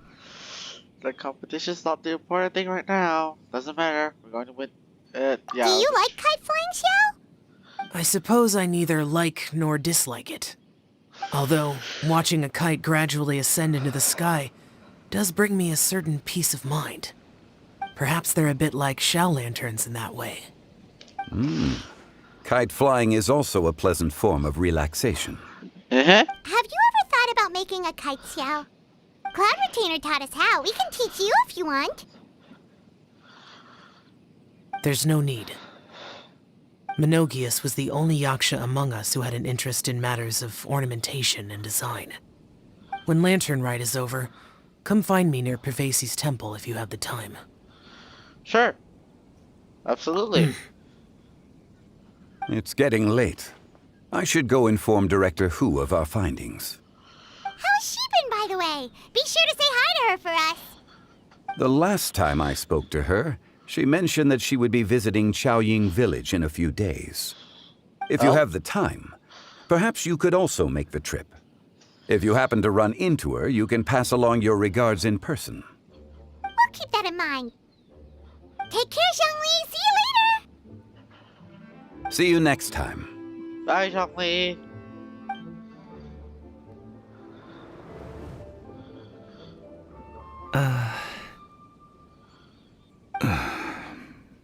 Talk. Dad.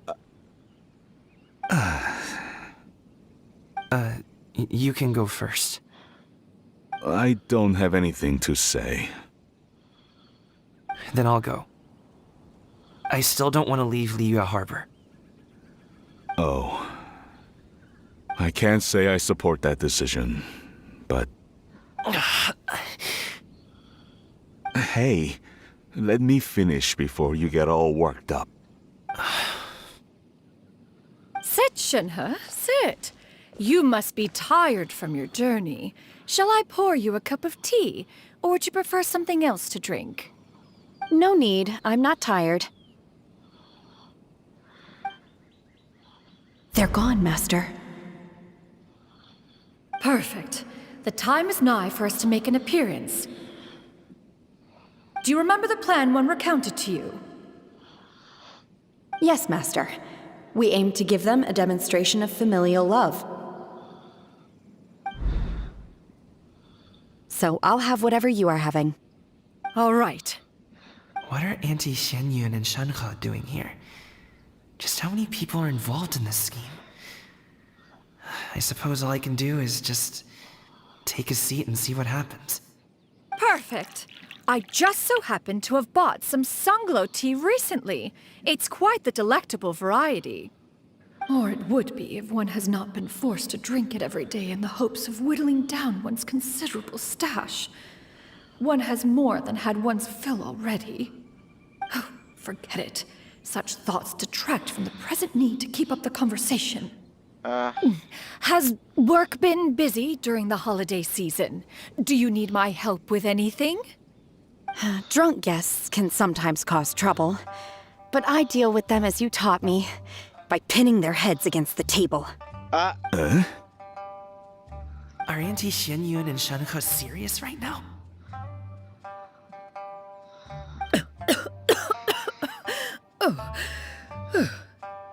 Oh dear. While one was busy orchestrating this act, one seems to have forgotten about Shenhe's various eccentricities. What I meant to ask was, have you made any new friends? We live so far from each other. It would be a great comfort to me to know you were surrounded by good companions. You already know of my past circumstances. Recently, I've been conversing with Guoba in the kitchen at night. Guoba can't talk, but his companionship is a comfort. The poor child. Her one friend can't even talk. I guess maybe Gaming is not doing so bad after all. Perhaps I've been too hard on him.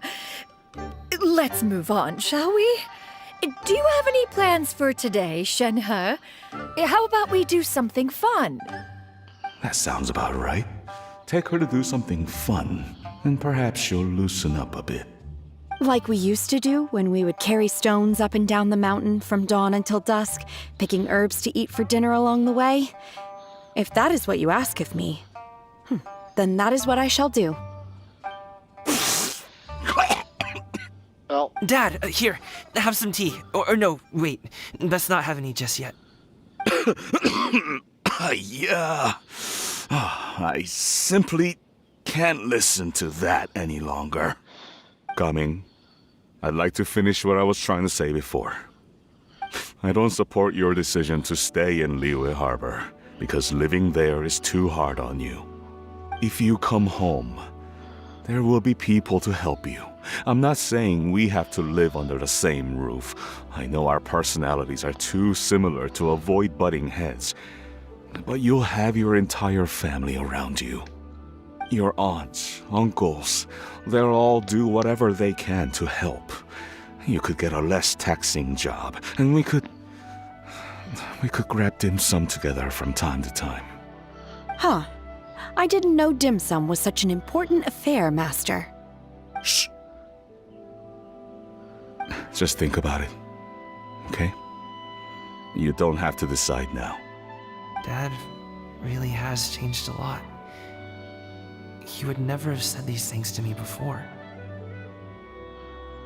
But Thank you, Dad.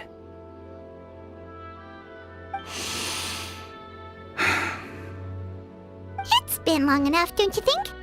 Oh, Paimon sure hopes they've made up by now. Oh, they're drinking tea in silence. That's not a good sign. Did Xianyun's plan not work after all? Hey, you two! Paimon's sorry we were gone for so long. We got to chatting with some friends and didn't realize how much time had passed. Perfect timing, actually. We seem to be just about done here. Yep, let's go. I'll get the bags.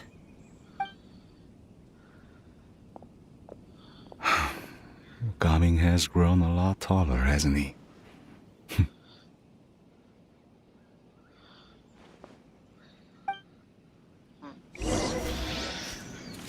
Okay, let me just talk to you two a bit. Master, did I say something wrong earlier? I'm terrible. I tried to go along with your questions, but when I saw how you and that man reacted, I started to wonder. Not at all. Certain unforeseen variables may have presented themselves along the way, but the outcome proved favorable. The plan was a success. Yeah. Then I helped? Yep. Naturally. Your purity of spirit is one of your greatest strengths, Shenhe. You need not change who you are. That's sweet. Okay, let's go. Oh, it's over. Teleport.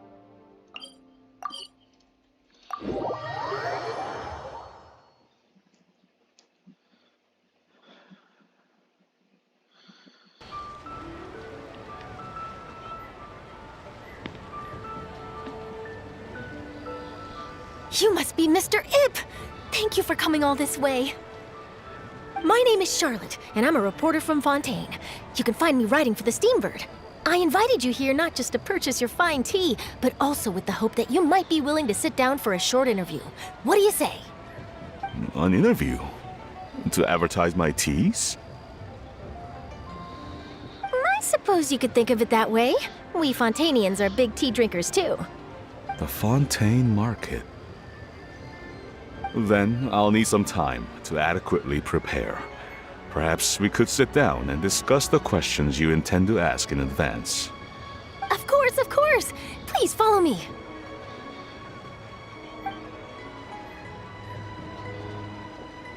Is this person also involved in your plan?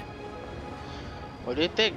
She's the very important client. And here I thought I had lots of connections.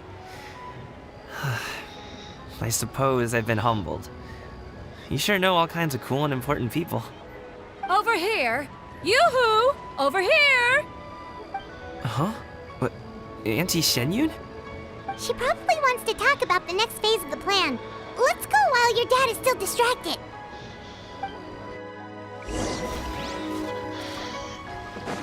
Shenyun.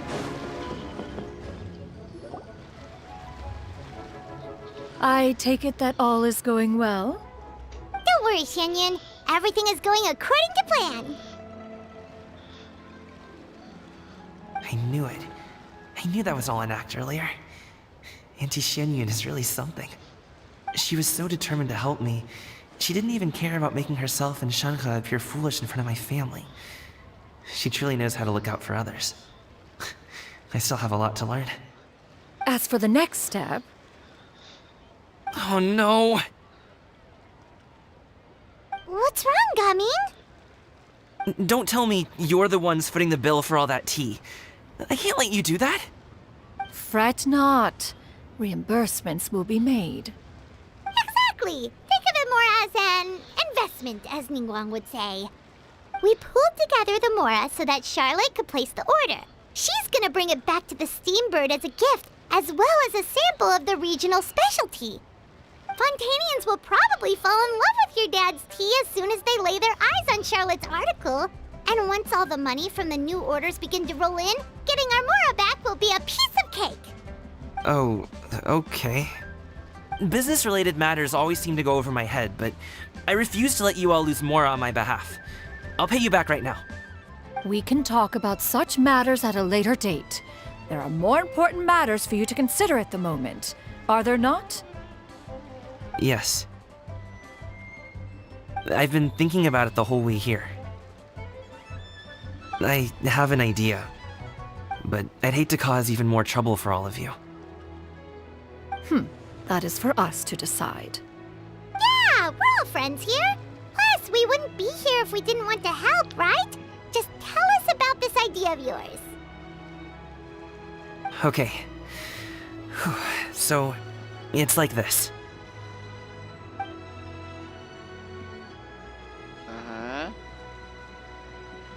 Got it. Just leave it to us. Let's split up and make it happen. It's almost done.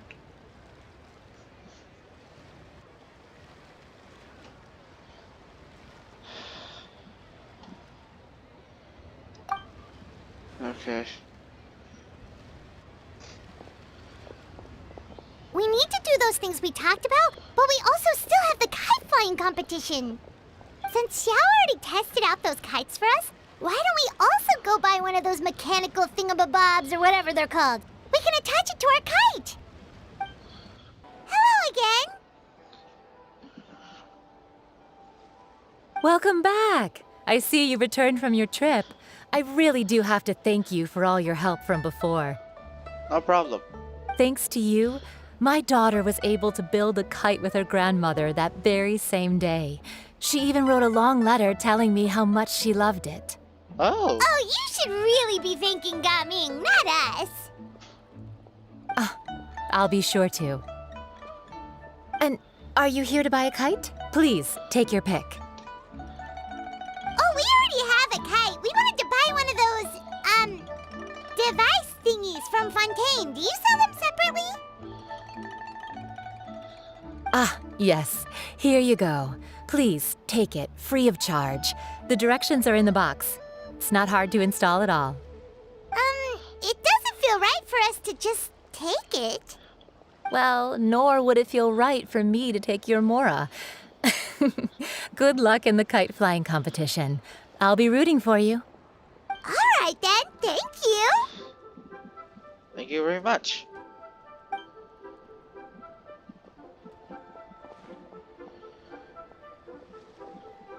Phew, it's done.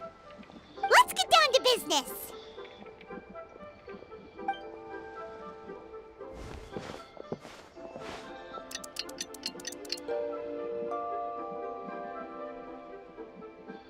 Looks like we finished everything we needed to do. Let's find a good place and put this thing into the sky.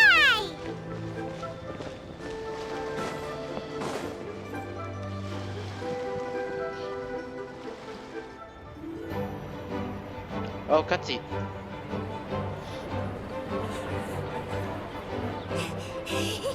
Chi-Chi, we're almost there.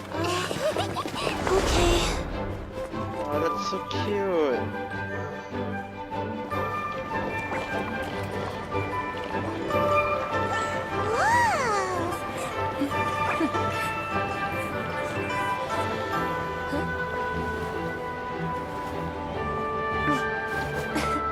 Come here, allow me.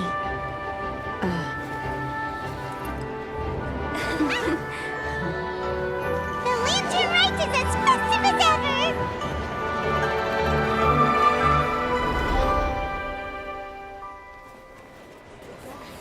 Huh? Oh, what's going on? Did something happen?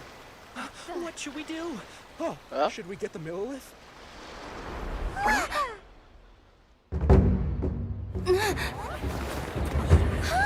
What's that?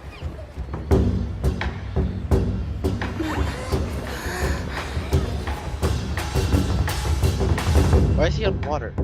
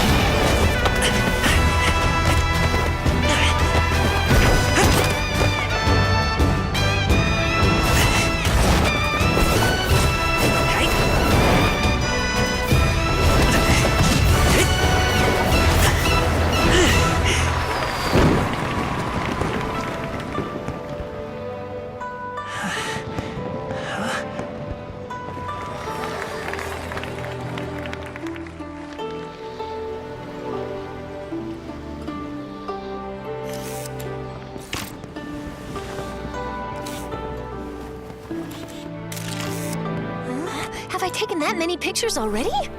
I need to load more film.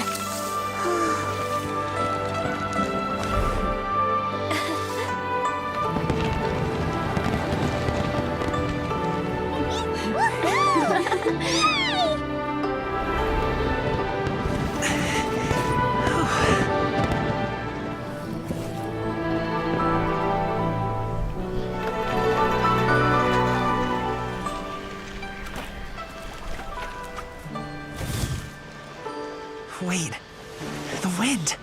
Oh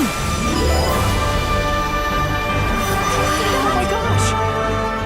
Mommy, I want a big kite like that too! Do you see that kite way out in front? It's so beautiful!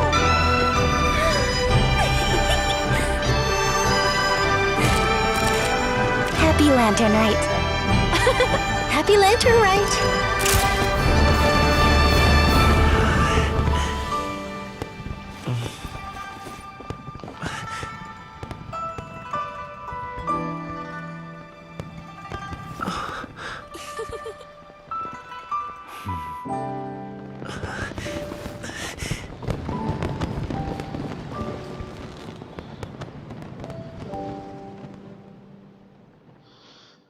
Ah. That was so sweet. Gaming's performance was so cool, Paimon almost wanted to join in. You saw that, right, Traveler? Deliver my husband. Let's go find him. Oh, he's over there, talking to his dad. That person just vanished. Oh, what?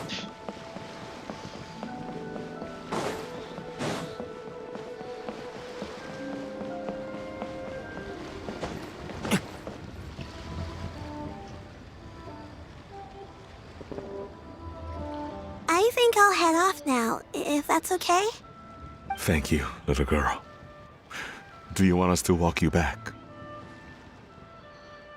No need, no need. Master is waiting for me right over there.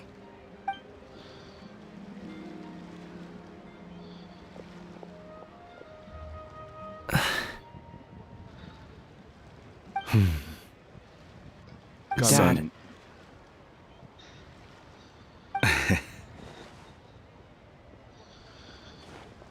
I suppose I'll go first this time. Okay. Your performance. I've seen many wushou dances in my time, but I've gotta admit, what you pulled off there was breathtaking. Wow. I never thought I'd live to hear you say that. You're serious about doing this professionally? Absolutely. I know it'll be difficult, but... Then it doesn't matter.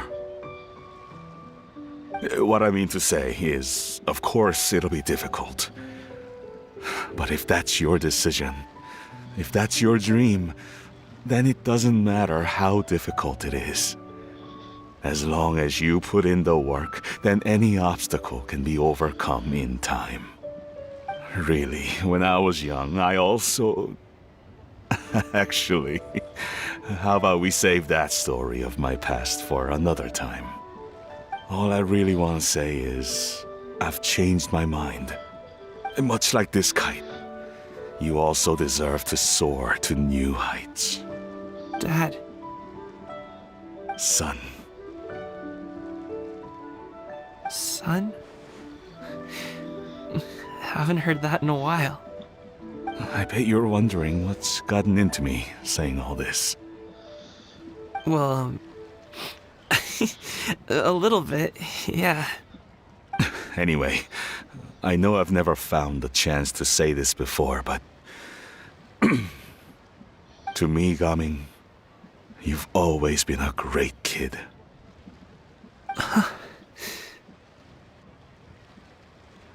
Alright, that's everything I've got. Did you have something you wanted to say, or...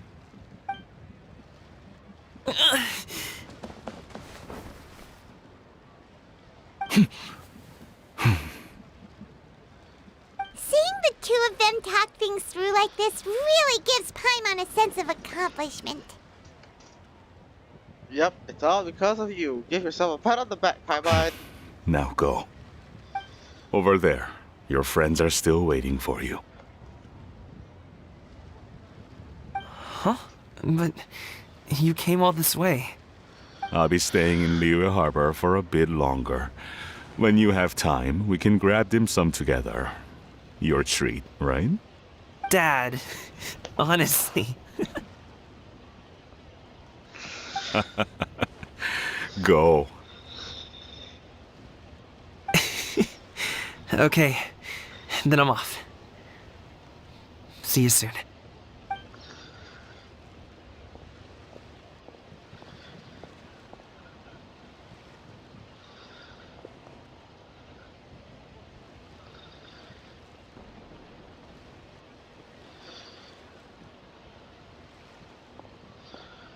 That's quite the smile you've got there, Gaming. Really? It's nothing to be embarrassed about. Is there anything else you'd like to do? I'd like to find and thank Auntie Shenyun, as well as everyone else who's helped me out. If everyone has time, maybe we could all get together and go fly a kite.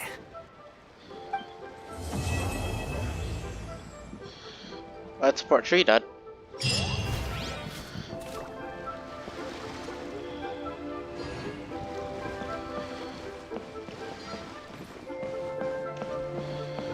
that everything? Yes, it is. Okay, so here's Charlotte. Let's just talk to her first. Oh, Lantern Rite was simply amazing. I'm not sure I'll be able to sleep tonight. About the mechanical vertical lifting device. Oh, that? Yeah, interesting story. It was invented by a guy from Fontaine. His name is Ildison. He's always tinkering away at some mechanism or another. He's even asked the Steambird to write about his inventions on more than one occasion. I believe I have a direct quote from him about this particular one. Yes, here it is.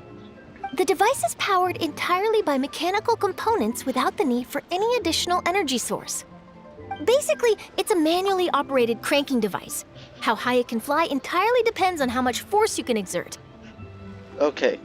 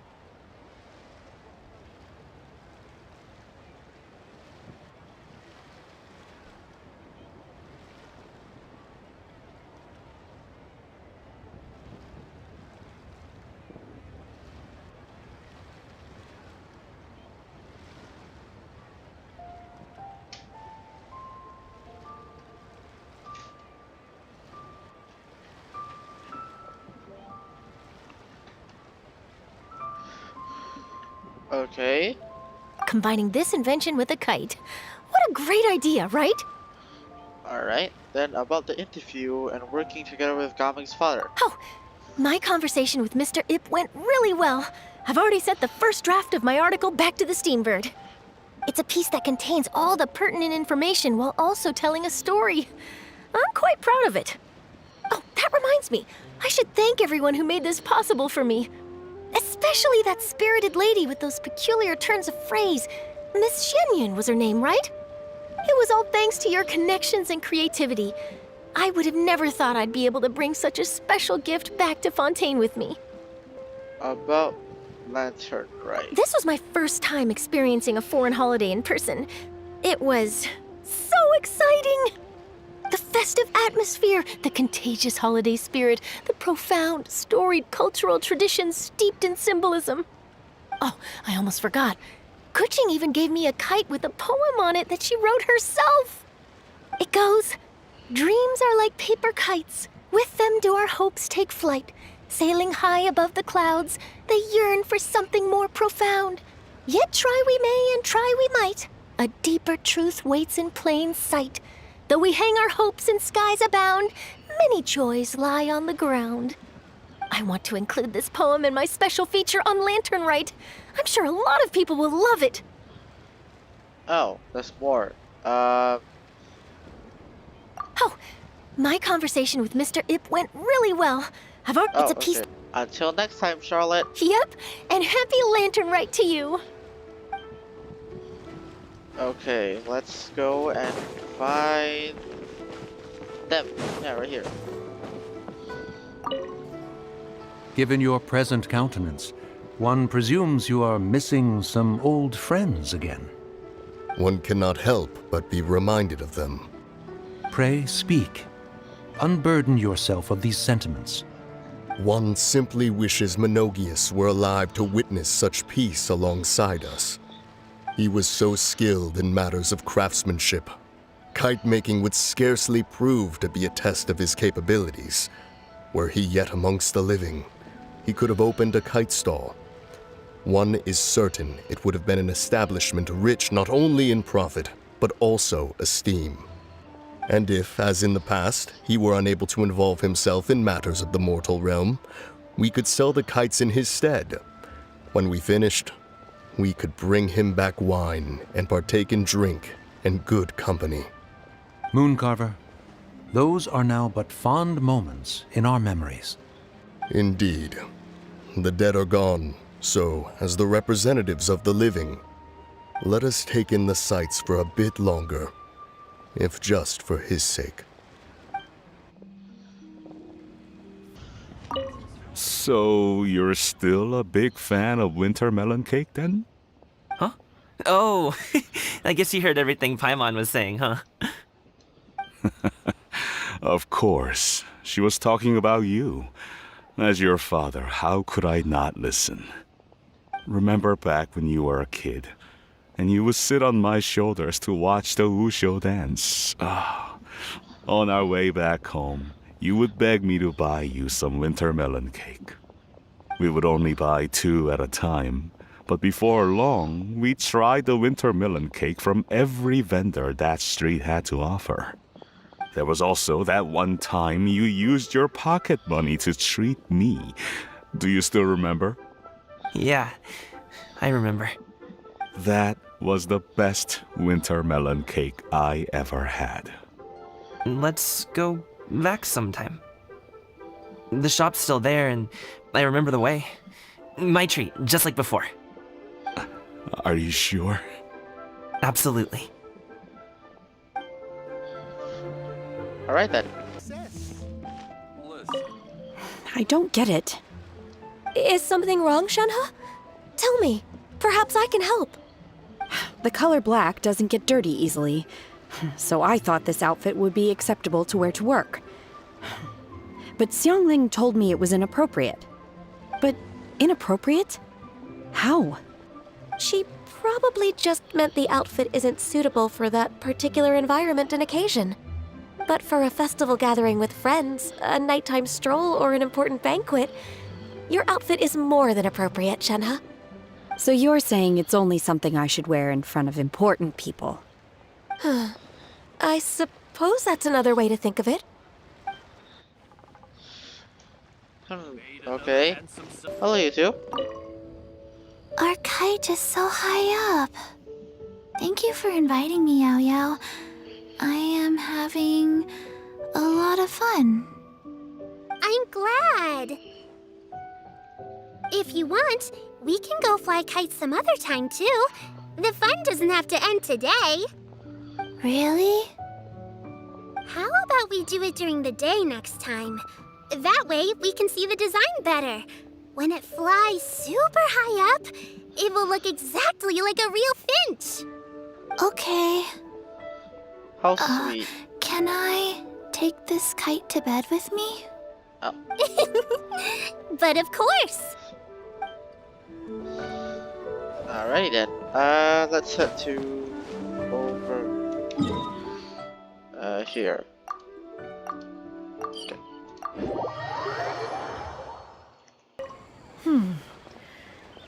One may have won the kite-flying competition you hung, but this prize should truly be reserved for another. You need not be so humble, Honored Adeptus. Among all the kites, yours was quite literally a cut above the rest. Please accept this prize. You deserve it. Besides, I'm quite certain we owe a fair share of the success of this year's Lantern Rite to you. If you insist, then one can hardly continue to refuse. However, there is another matter with which one would ask your assistance. Of course. One would be much obliged if you could distribute this case of Sunglow tea among the Millilith on duty. The security of the festivities rests entirely on their shoulders, after all. One presumes they could always benefit from something to invigorate their spirits. Cloud Retainer is so thoughtful and attentive to others' needs. I would expect nothing less of an esteemed adeptus such as herself. Understood. I'll get on that right away. A fortuitous result indeed. One's tea surplus has hitherto resolved itself. Okay. Now let's head over to Shao, if I remember where it was. Where is it? I remember I marked it. Ah, yes, right here. This is where he asked us to meet. Right here. Shao, hello. Traveler. It's just as I thought. You stopped short of stepping into the city again. Being in the city isn't the only way for me to appreciate the lights and beauty of Lantern Rite. Look. Liyue Harbor lies just beyond this mountain. As long as I stand at this vantage point, I may freely behold the sights of all the kites slowly ascending into the sky. For me, that is enough. Alright. I invited you here because there is something I would like to do. I want to release a Shao Lantern, and I'd like you to be there for it. Did you make it yourself? Yes. Oh. I apologize for its crude appearance. I have little skill in that regard. No, it's amazing. You are very kind, as usual.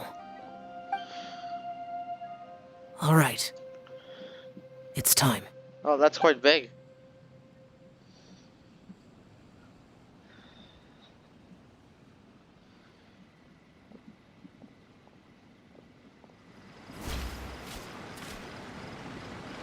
So, is that it? Do I talk to you again?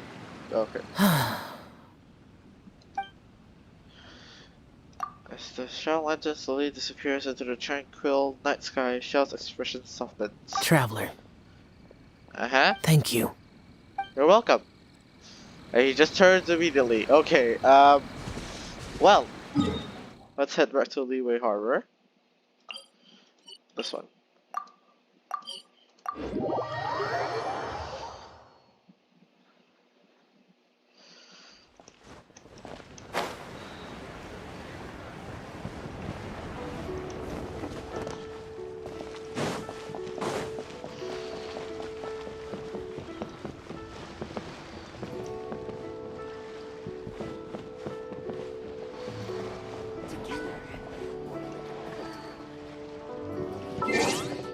Now let us take picture.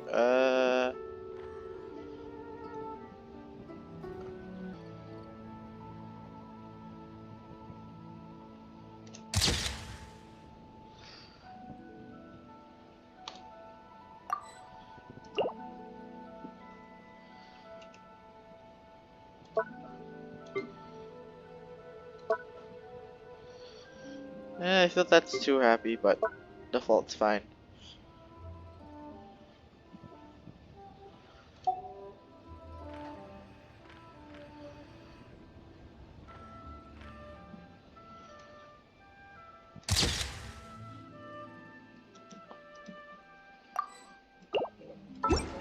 Well then. Apparently that was not the end. So let's wait 2 days.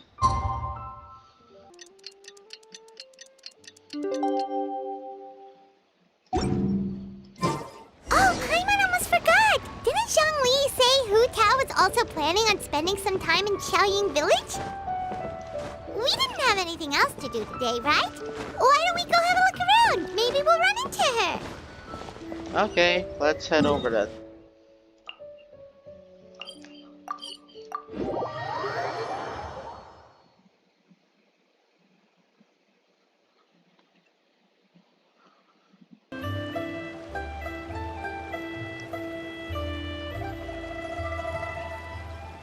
The mountain air is so refreshing. It makes Paimon feel like she could float around all day and never get tired. Oh. Cream! Gummies! Fuel fruit! Huh? Huh? There's a chest up there. Did you hear that? Sunshine! Blue skies! Good vibes! I heard it too. Right? So Paimon wasn't just hearing things. That voice sounds really familiar. Is it just Well, Hutao? we've got the time. Why don't we go check it out? Okay, let's go see what's up. You'll have to make your way up the mountain in search of the source of the shouting. As far as you can make it out, it's almonds and the coca paste nut. Sounds delicious, that's for sure. The lively voice invigorates your steps and you ascend the mountain in no time. Huh? It's probably Hutao, but nah. Oh! What are they doing here? Never mind. Navia, Clarande! Hello, you two. Well, if it isn't my dear partners. See, I told you that something good was going to happen during our travels today. I have to say, sometimes the Steambird's astrology column is spot on. It's just your lucky day. Are you guys also here to catch the festivities? Oh, and that reminds me. Happy Lantern Rite. Happy Lantern Rite. Happy Lantern Rite, and to you too. Happy Lantern Rite to you too! Wait, if you're here for Lantern Rite, then what are you doing on top of this deserted mountain? And that voice we heard, that was you, right, Navia? Oh, impressive. You could tell it was me from that far away. You've got good ears. That or No, I your thought it voice was is just Hutao. really loud. Well, of course it is. After all, I'm a boss. I guess Indeed. so. I suppose it's an asset. Sure is! Having a loud voice is a handy tool when it comes to communication. Wait. That wasn't even Paimon's point. Paimon just wants to know why you two were shouting from the top of this deserted mountain. There was something about almonds, maybe? And buell fruit? Ooh, is it some sort of secret code? No, it's not a code. The words are meaningless. Perhaps, but the act of shouting was very meaningful indeed. That's just what mountain climbers do, right? After all the hard work it takes to make it to the top, as you stand on the summit looking out at the vast scenery, it's not easy to resist the urge to release those emotions. I see, so it's not what you were shouting that matters, but the act of shouting itself. Exactly. You get me, partner. I was afraid that it would cause a disturbance, so I asked the locals around here, and they said it was fine. Apparently most hikers like to shout when they get to the top, so the locals are used to it by now. Ah. So, you see, it's not just me. I guess everyone shouts from the top of a mountain at some point in their life. Speak for yourself. When you're stressed, don't you ever just get the urge to do something for no reason? Not really. If I ever get stressed, I just go hunting. Oh, that's a pretty good way to relieve stress.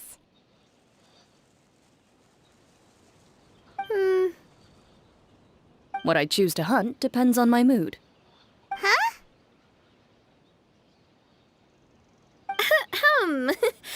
Anyway, why don't you two give it a try? Shout anything you want. It's a real stress reliever. As long as Paimon has clothes on her back and food in her belly, Paimon doesn't think there's any stress that needs relieving. And I prefer to keep things bottled up. Oh, I bet you guys are just too embarrassed to let loose. No need to be shy. Even Farina was shouting from the top of this mountain earlier. Who? Huh? Did Paimon hear that right? Farina's also here? In Qiaoying Village? Oh my Believe in your ears. It is indeed as you heard. Actually, the reason we climbed this mountain in the first place was also because we heard the sound of shouting. Oh. Yes, we could just about make out someone yelling things like, "Help me!" and "What should I do?" So we hurried up here to check it out. And what do you know? Miss Farina was standing right there, all red in the face. She practically sprinted back down the mountain the minute she saw us.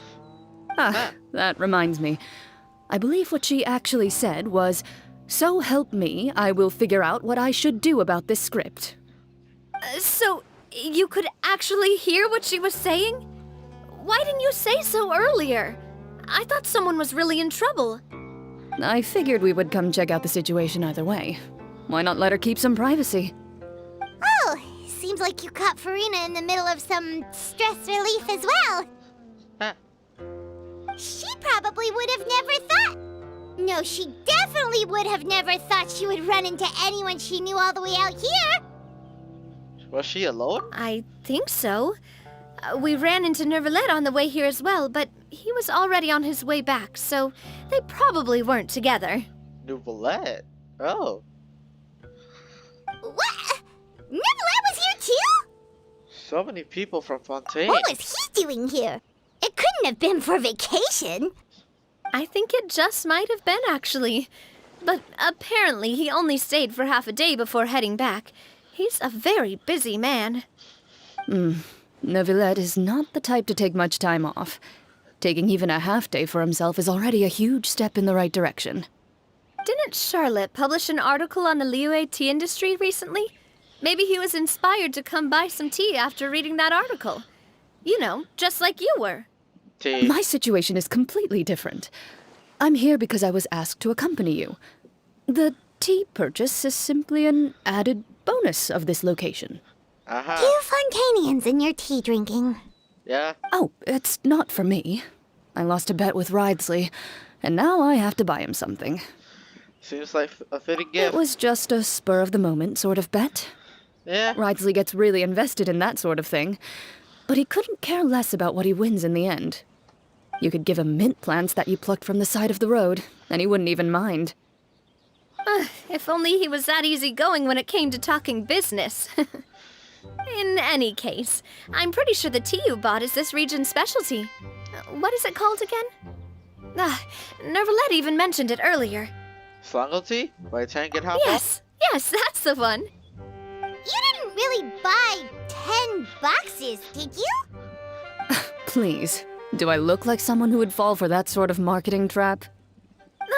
That reminds me. You guys said you only came up here because you heard my voice, right? I hope it didn't put you out.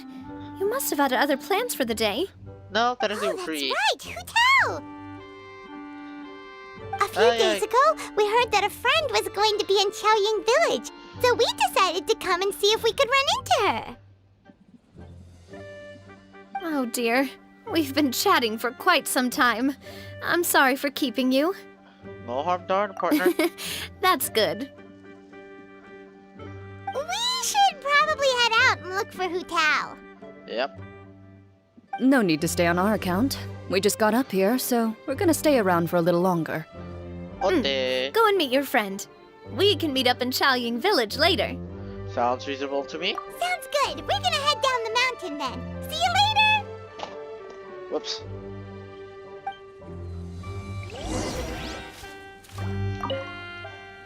What do I have to do to get you to yell from the top of this mountain? Name your price. You really want to hear it that bad, huh? I'm just curious is all.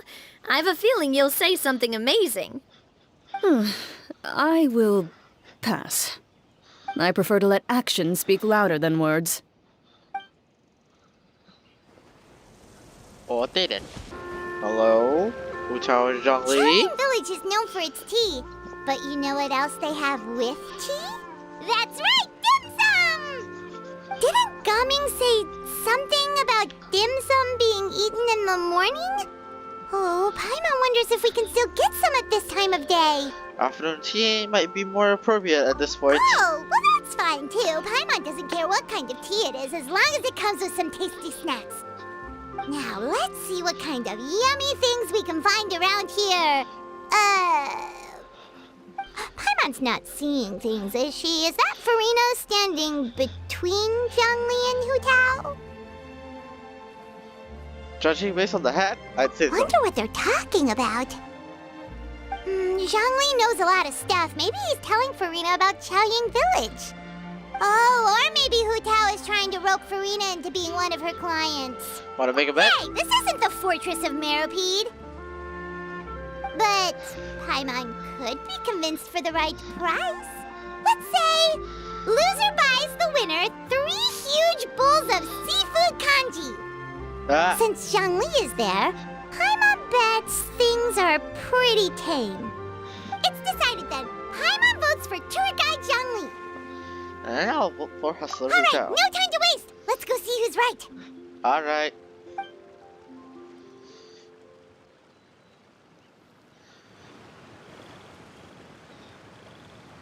Good afternoon, Hu Tao, Zhongli, and Farina! Oh, great. Now Paimon's shouting too.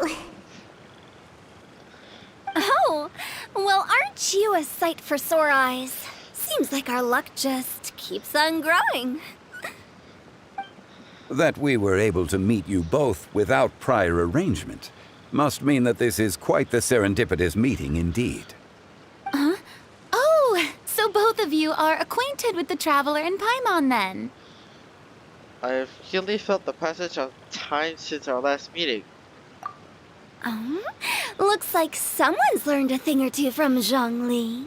Yeah, I guess so. I must admit, I'm a bit surprised to see you here, Traveler.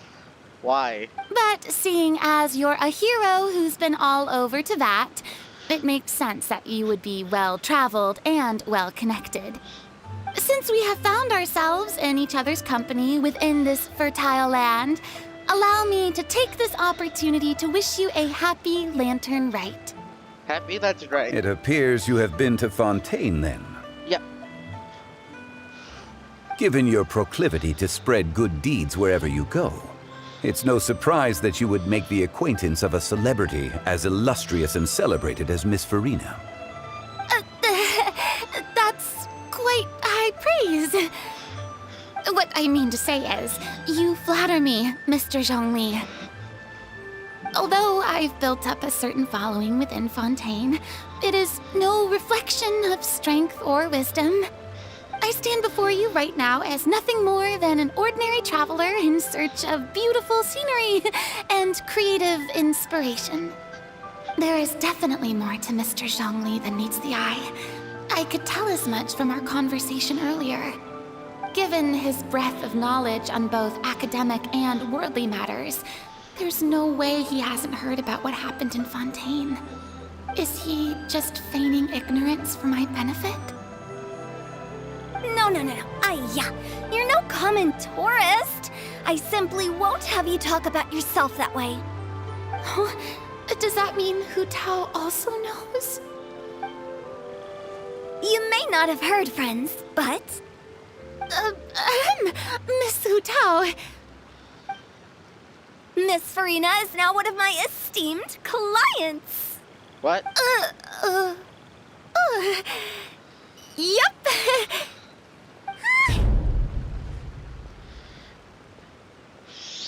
Did you hear that, Paimon? She's Hu Tao, esteemed client. Okay, you win. Guess Paimon will have to break into the hidden stash at the bottom of her shoe. Huh? What's this about winning something?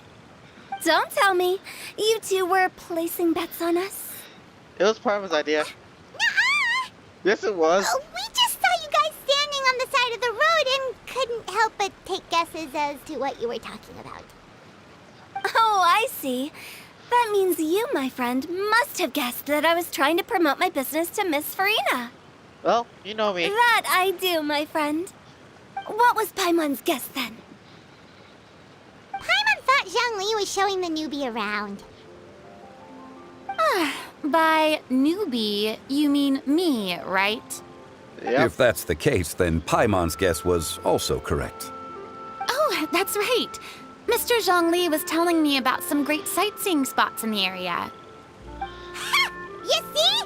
Paimon was right too! Since both of our guesses were right, there can't be a winner or a loser. Fine, keep your secret stash then. Hey, don't be upset, Traveler. How about this? You buy Paimon a bowl, and Paimon will also buy you a bowl.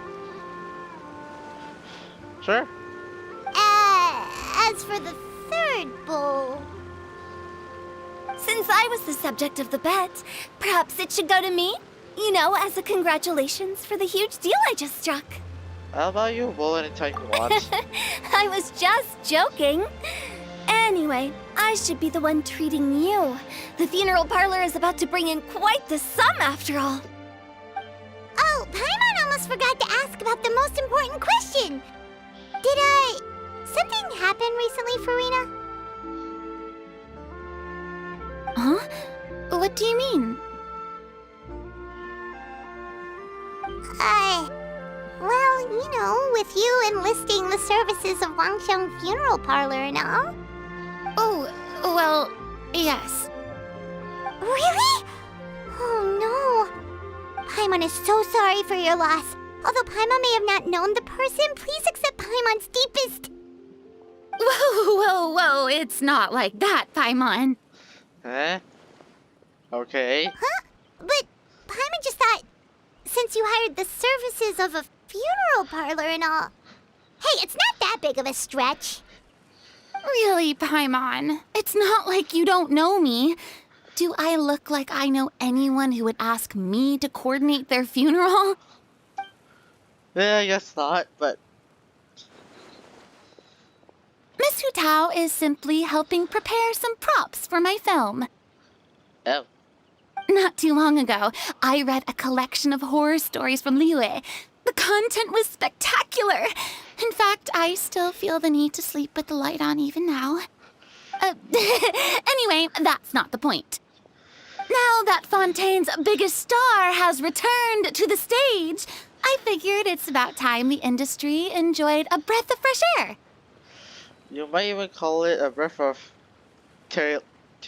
Hey, that's pretty good. I'll have to remember that for my ad posters. Oh, Paimon sees. That makes a lot of sense. So, did you come to Liyue just to enlist the services of Wangsheng Funeral Parlor? Well, not exactly. My original plan was to just relax and enjoy the sights. But then I ran into Miss Hu Tao and Mr. Zhongli, and well, you know the rest. I suppose it was meant to be. It was a fated meeting indeed. Zhongli sure loves his lofty turns of phrase. But if you ask me, it's all thanks to that man who stopped to ask for directions. Oh? Who was it? It's someone you know. Wanna take a guess? It was the one that was... What? How did you guess that on your first try? I mean... Very impressive, my friend. Your guessing game is spot on today. You tell everyone that your encounter with Naoya and Clary at the top of a mountain. One look at the pitiful expression of Rita's face is enough to convince you two to leave out the part about the shouting. Huh. Paimon never thought Neuvillette would be the type to get lost. I'm sure he didn't get lost. Even I was able to find my way to this place without any trouble. He was already getting ready to leave by the time I arrived. He just wanted to ask someone about the quickest way to get back to Fontaine. Yup, that's exactly what he asked. This area is full of mountains and rivers. It's normal to not know the fastest route. For him, though swimming would probably be the fastest route of them all. So, were you the one that pointed him in the right direction, Hu Tao? Of course. I'm also a guide of sorts, you know. So naturally, I also have a great sense of direction. But speaking of your friend... What about him? He doesn't get out much, does he? No, he doesn't. No wonder. He was stiff as a board and way too polite. I would have never guessed he was here on vacation if you hadn't told me. All in all, he was only here for half a day. I'm pretty sure he is the only one who would consider that to be a vacation. Yeah. Oh? This gentleman you speak of must keep a demanding schedule. I'm sure he does. You didn't see him, but he was dressed like he was about to attend some important meeting. It wasn't anything like what someone would wear on vacation.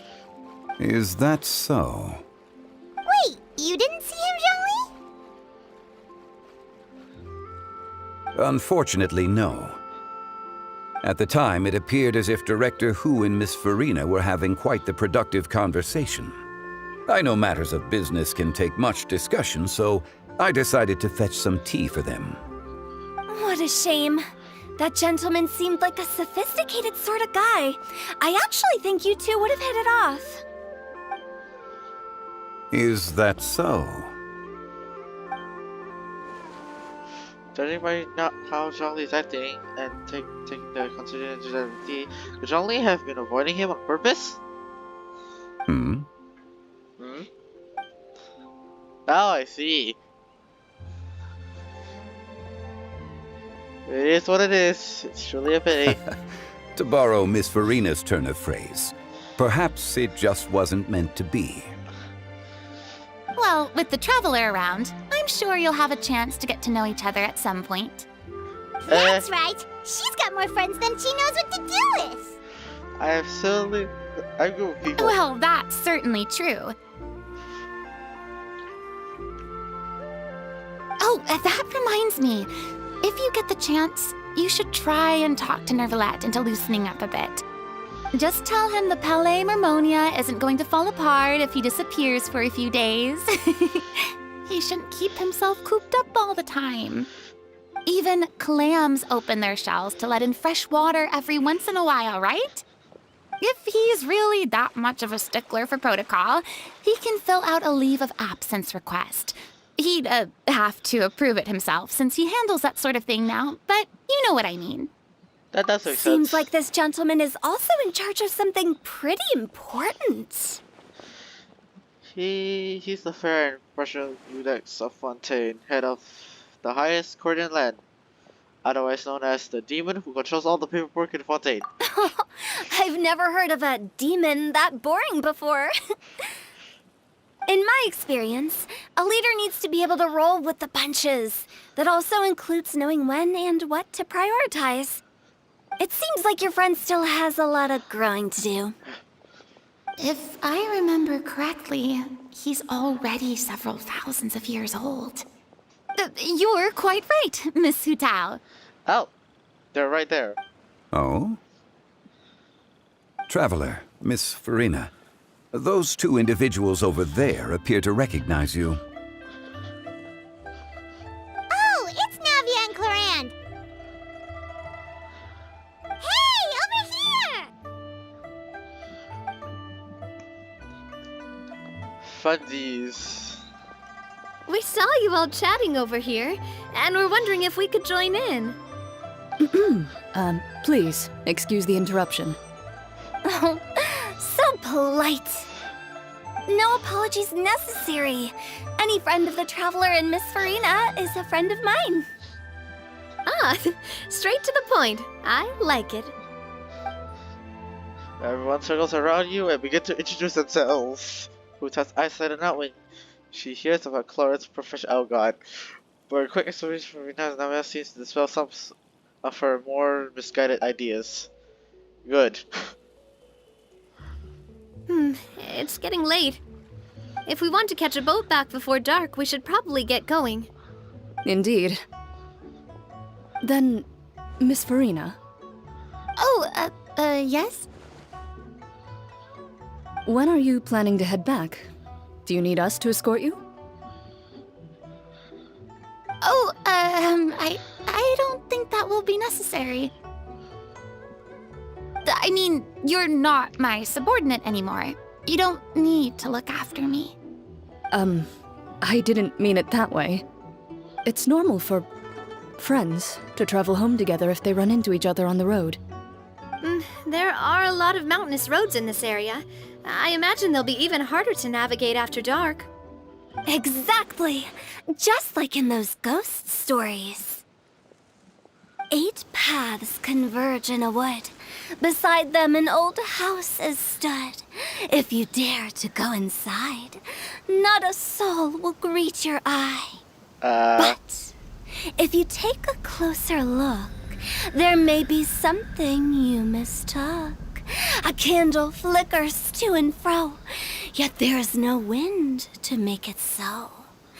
What is its secret? What could it mean? In this wood, where mystery screams. Ooh.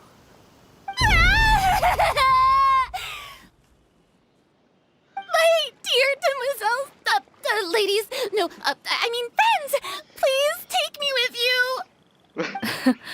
Of course. Farina? Gotta say, Farina, you are really quite the character. By the way, did I hear you mention that Clorand used to work under you? Then you must have also been a leader at some point. Well, that's, all in the past now. Besides, being a leader is hard. It wasn't the right job for me. I prefer how things are now. I can come and go as I please, and get to enjoy the sweet taste of freedom. I see. Well, you've certainly picked an apt place to relax. Xiaoying Village is an exemplary choice. Well, have you all had a good time? Only the best. And I've learned a lot, too. Thank you so much, Miss Hu Tao and Mr. Zhongli. It's fine. You've thanked us more than enough already. The next time you're in this neck of the woods, I'll treat you to some dim sum in the city. Dim sum. Is that some kind of Liyue term for snacks or desserts? They are a part of it. It's basically a table full of as much tea, sweets, and good company as you can manage. Oh, so it's basically a tea party. Sounds great. Make sure to order the winter melon cake and the lotus flower crisp. They're so sweet and delicious. Paimon knows you'll love them. Ooh, okay. I'll be looking forward to it then. Wait, but didn't you guys say you were here on vacation? How come you're all going home empty-handed? You're not bringing home any souvenirs? Of course I am. I bought tons of fun things to bring home with me. A kite, a parasol, a little tin frog that jumps. Oh, and a stuffed toy of a mythical beast. Clorand is the one who didn't buy anything for herself. So all you're bringing back with you is that tea? And some tea-flavored hard candies. They're for Sigewin. Clorand isn't much of a shopaholic. Well, one of us has to practice restraint. Hey, I'm hardly reckless with my Mora. I'll have you know, all the purchases I made today were well within my budget. What about you, Farina? Me? Oh, well, I bought some tea, of course. I just had to try all the varieties recommended in the Steambird. Other than that, just some bits and bobs, you know. A little bit of this, little bit of that. They should all be things I can use, I think. So you fell for a few marketing traps then? Now Paimon's even more confused. If you bought that much stuff, where did it all go? Into one of Linny's magic packets? Oh, actually... Monsieur Neuvillette took them with him. Oh, So that's what happened. Wait, what? Why did he take them? He's not hoarding treasure, is he? That's quite the imagination you've got there, Paimon. well, I mean, Monsieur Neuvillette just saw the amount of bags we had and offered to take them back for us. I felt a bit bad at first, but, I really did have a lot of stuff. He even offered to deliver my gifts to the Fortress of Meripede for me once he's done with the day's work. Neuvillette is a man of his word. If he says he can do something, then he means it. See, even Clorand was happy to take him up on his offer. If even his trusty subordinate agreed, then who was I to refuse? Wow, he seems like a real gentleman. Maybe he's not as uptight as I thought. If only the funeral parlor had an employee as thoughtful, proactive, and responsible as him. Right, Zhongli? Indeed. Corinne said Neuvillette offered to deliver her gifts to Risley. So if we go to the entrance of the Fortress of Meripede, maybe we'll run into Neuvillette. Oh, so we are talking to We her. don't know exactly when he'll show up. Oh, that reminds me. A new year of work is about to begin. If there's anything you want to talk about, Zhongli, you know you can come to me. I'm all ears. Does the director have any concerns? It just seemed like you were a bit preoccupied today, and much less talkative than usual. You barely said anything other than, "Is that so?" and "Indeed." If you ask me, I'd say you're having a midlife crisis. You're getting to be around that age after all. Is that so? Ugh. I jest. Given its distance from the city, Chaoying Village enjoys a much slower pace of life. Surrounded by such peace and tranquility, I also seem to have developed a proclivity for inactivity. I apologize for making you worry. I see. What do you think, Traveler? Is this atmosphere putting you in a lazy mood too? Out of words, out of mind, out of sight. Wow, you are getting really good at these kinds of lines. Indeed. Okay then, let's talk to you three over here. Well, everyone, make sure that you've got all your belongings with you before we leave. If there's any souvenirs anyone still wants to buy, the time is now. Reliable as ever, Miss President. What is that supposed to mean? Chlorand is right, though. You really are reliable. It's not what she's saying, it's the way she's saying it. I will say, but I never thought you'd be so easygoing outside of work, Chlorand. The tone of voice you use when you're working doesn't exactly make you seem like the type who enjoys interacting with people. Well, I try to keep my professional and private life separate. That includes my behavior. You take care now, Traveler. Paimon. Don't worry, your partner is very strong. Trying to act cool now, are we? Well, I guess it's not an act for you, is it? You are indeed quite strong. It's been great talking to you all. I'm really glad I decided to come to Chaoying Village. Maybe we could go on another trip together sometime? Ooh, planning, okay. Look! It's Neuvillette! We lucked out!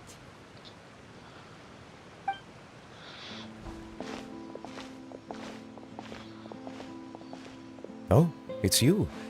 It has been some time since our last meeting. Few people frequent this location.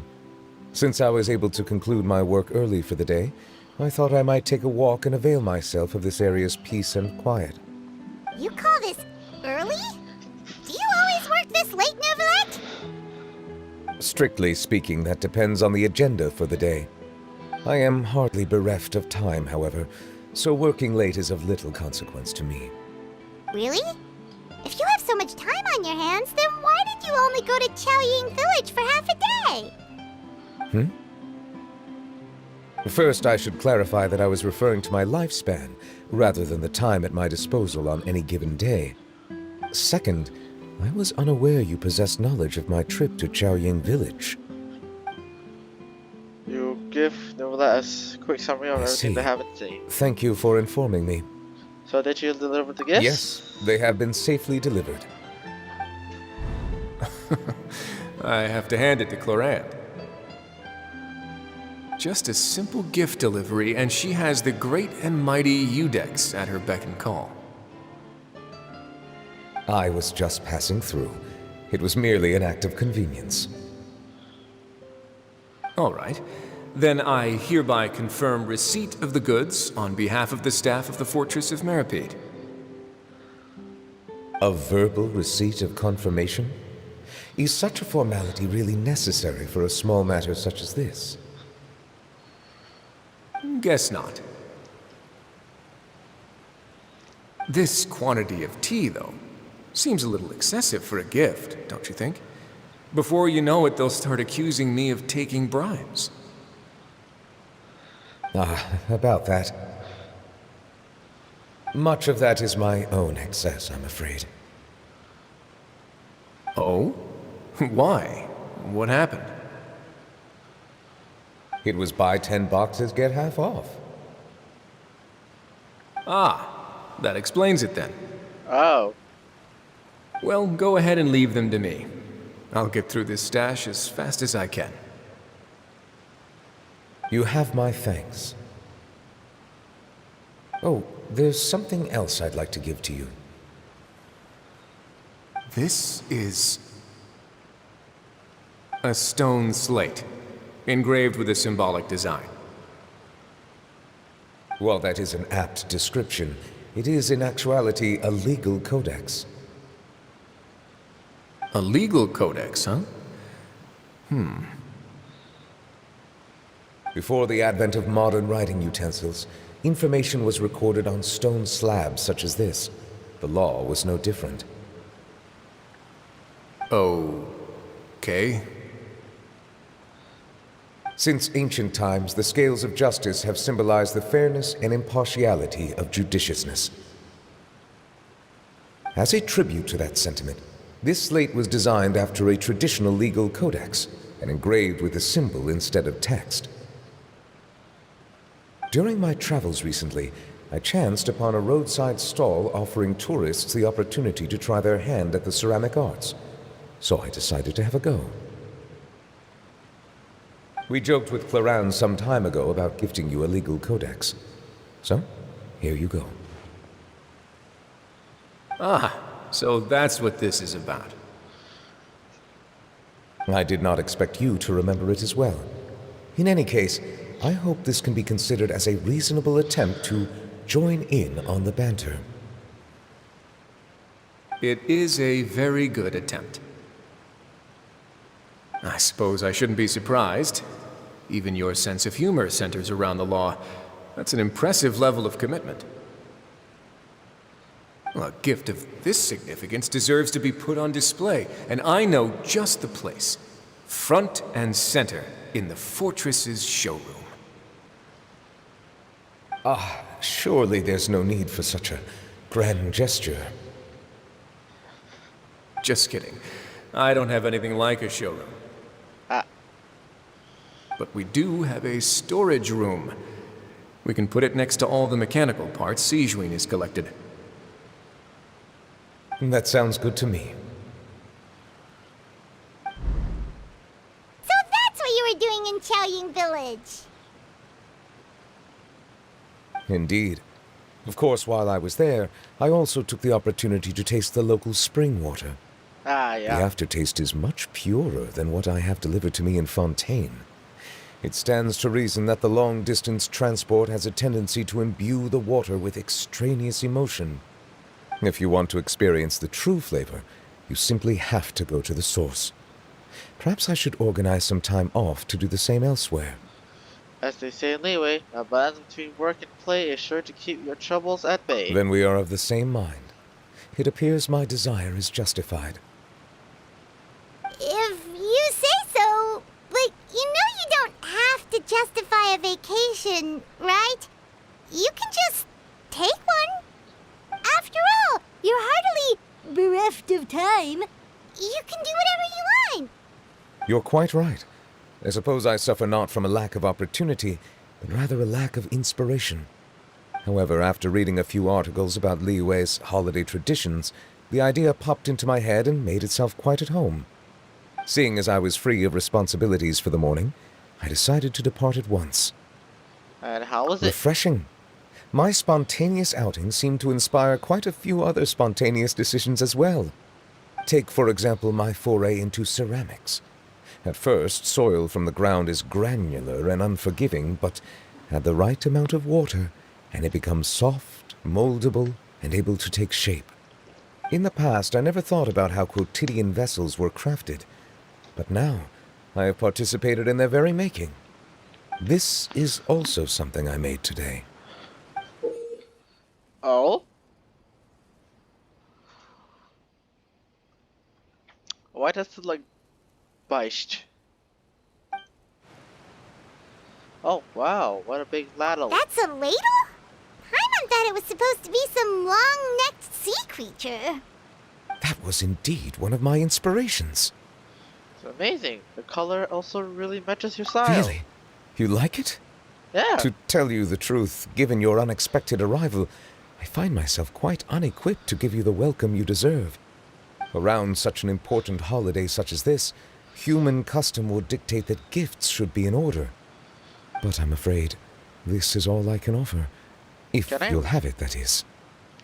Can I really keep this? You made it by hand and everything. That is precisely why it would do me such a great honor if you accepted. Thank you. You are most welcome. Happy Lantern Rite. Oh, that reminds me. You pass along the advice for Nouvlette's vacation.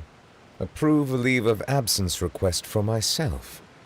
That sounds like it could easily lead to a vicious cycle of self-indulgence, something which couldn't be in further violation of protocol. But I suppose I understand her point. My proclivity to refrain from personal outings does, in part, originate from a sense of responsibility toward my duties. But it is also due to a lack of desire to engage in the human world. But now I see that the human world is indeed full of many interesting places to discover. I could have told you that. I guess that is true.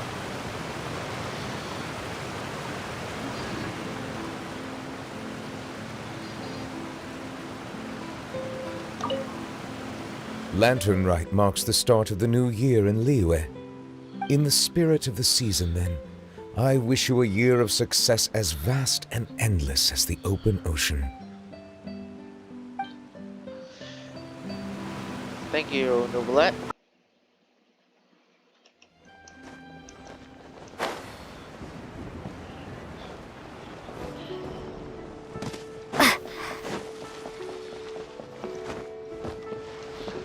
Now we'll see you guys next time. Bye.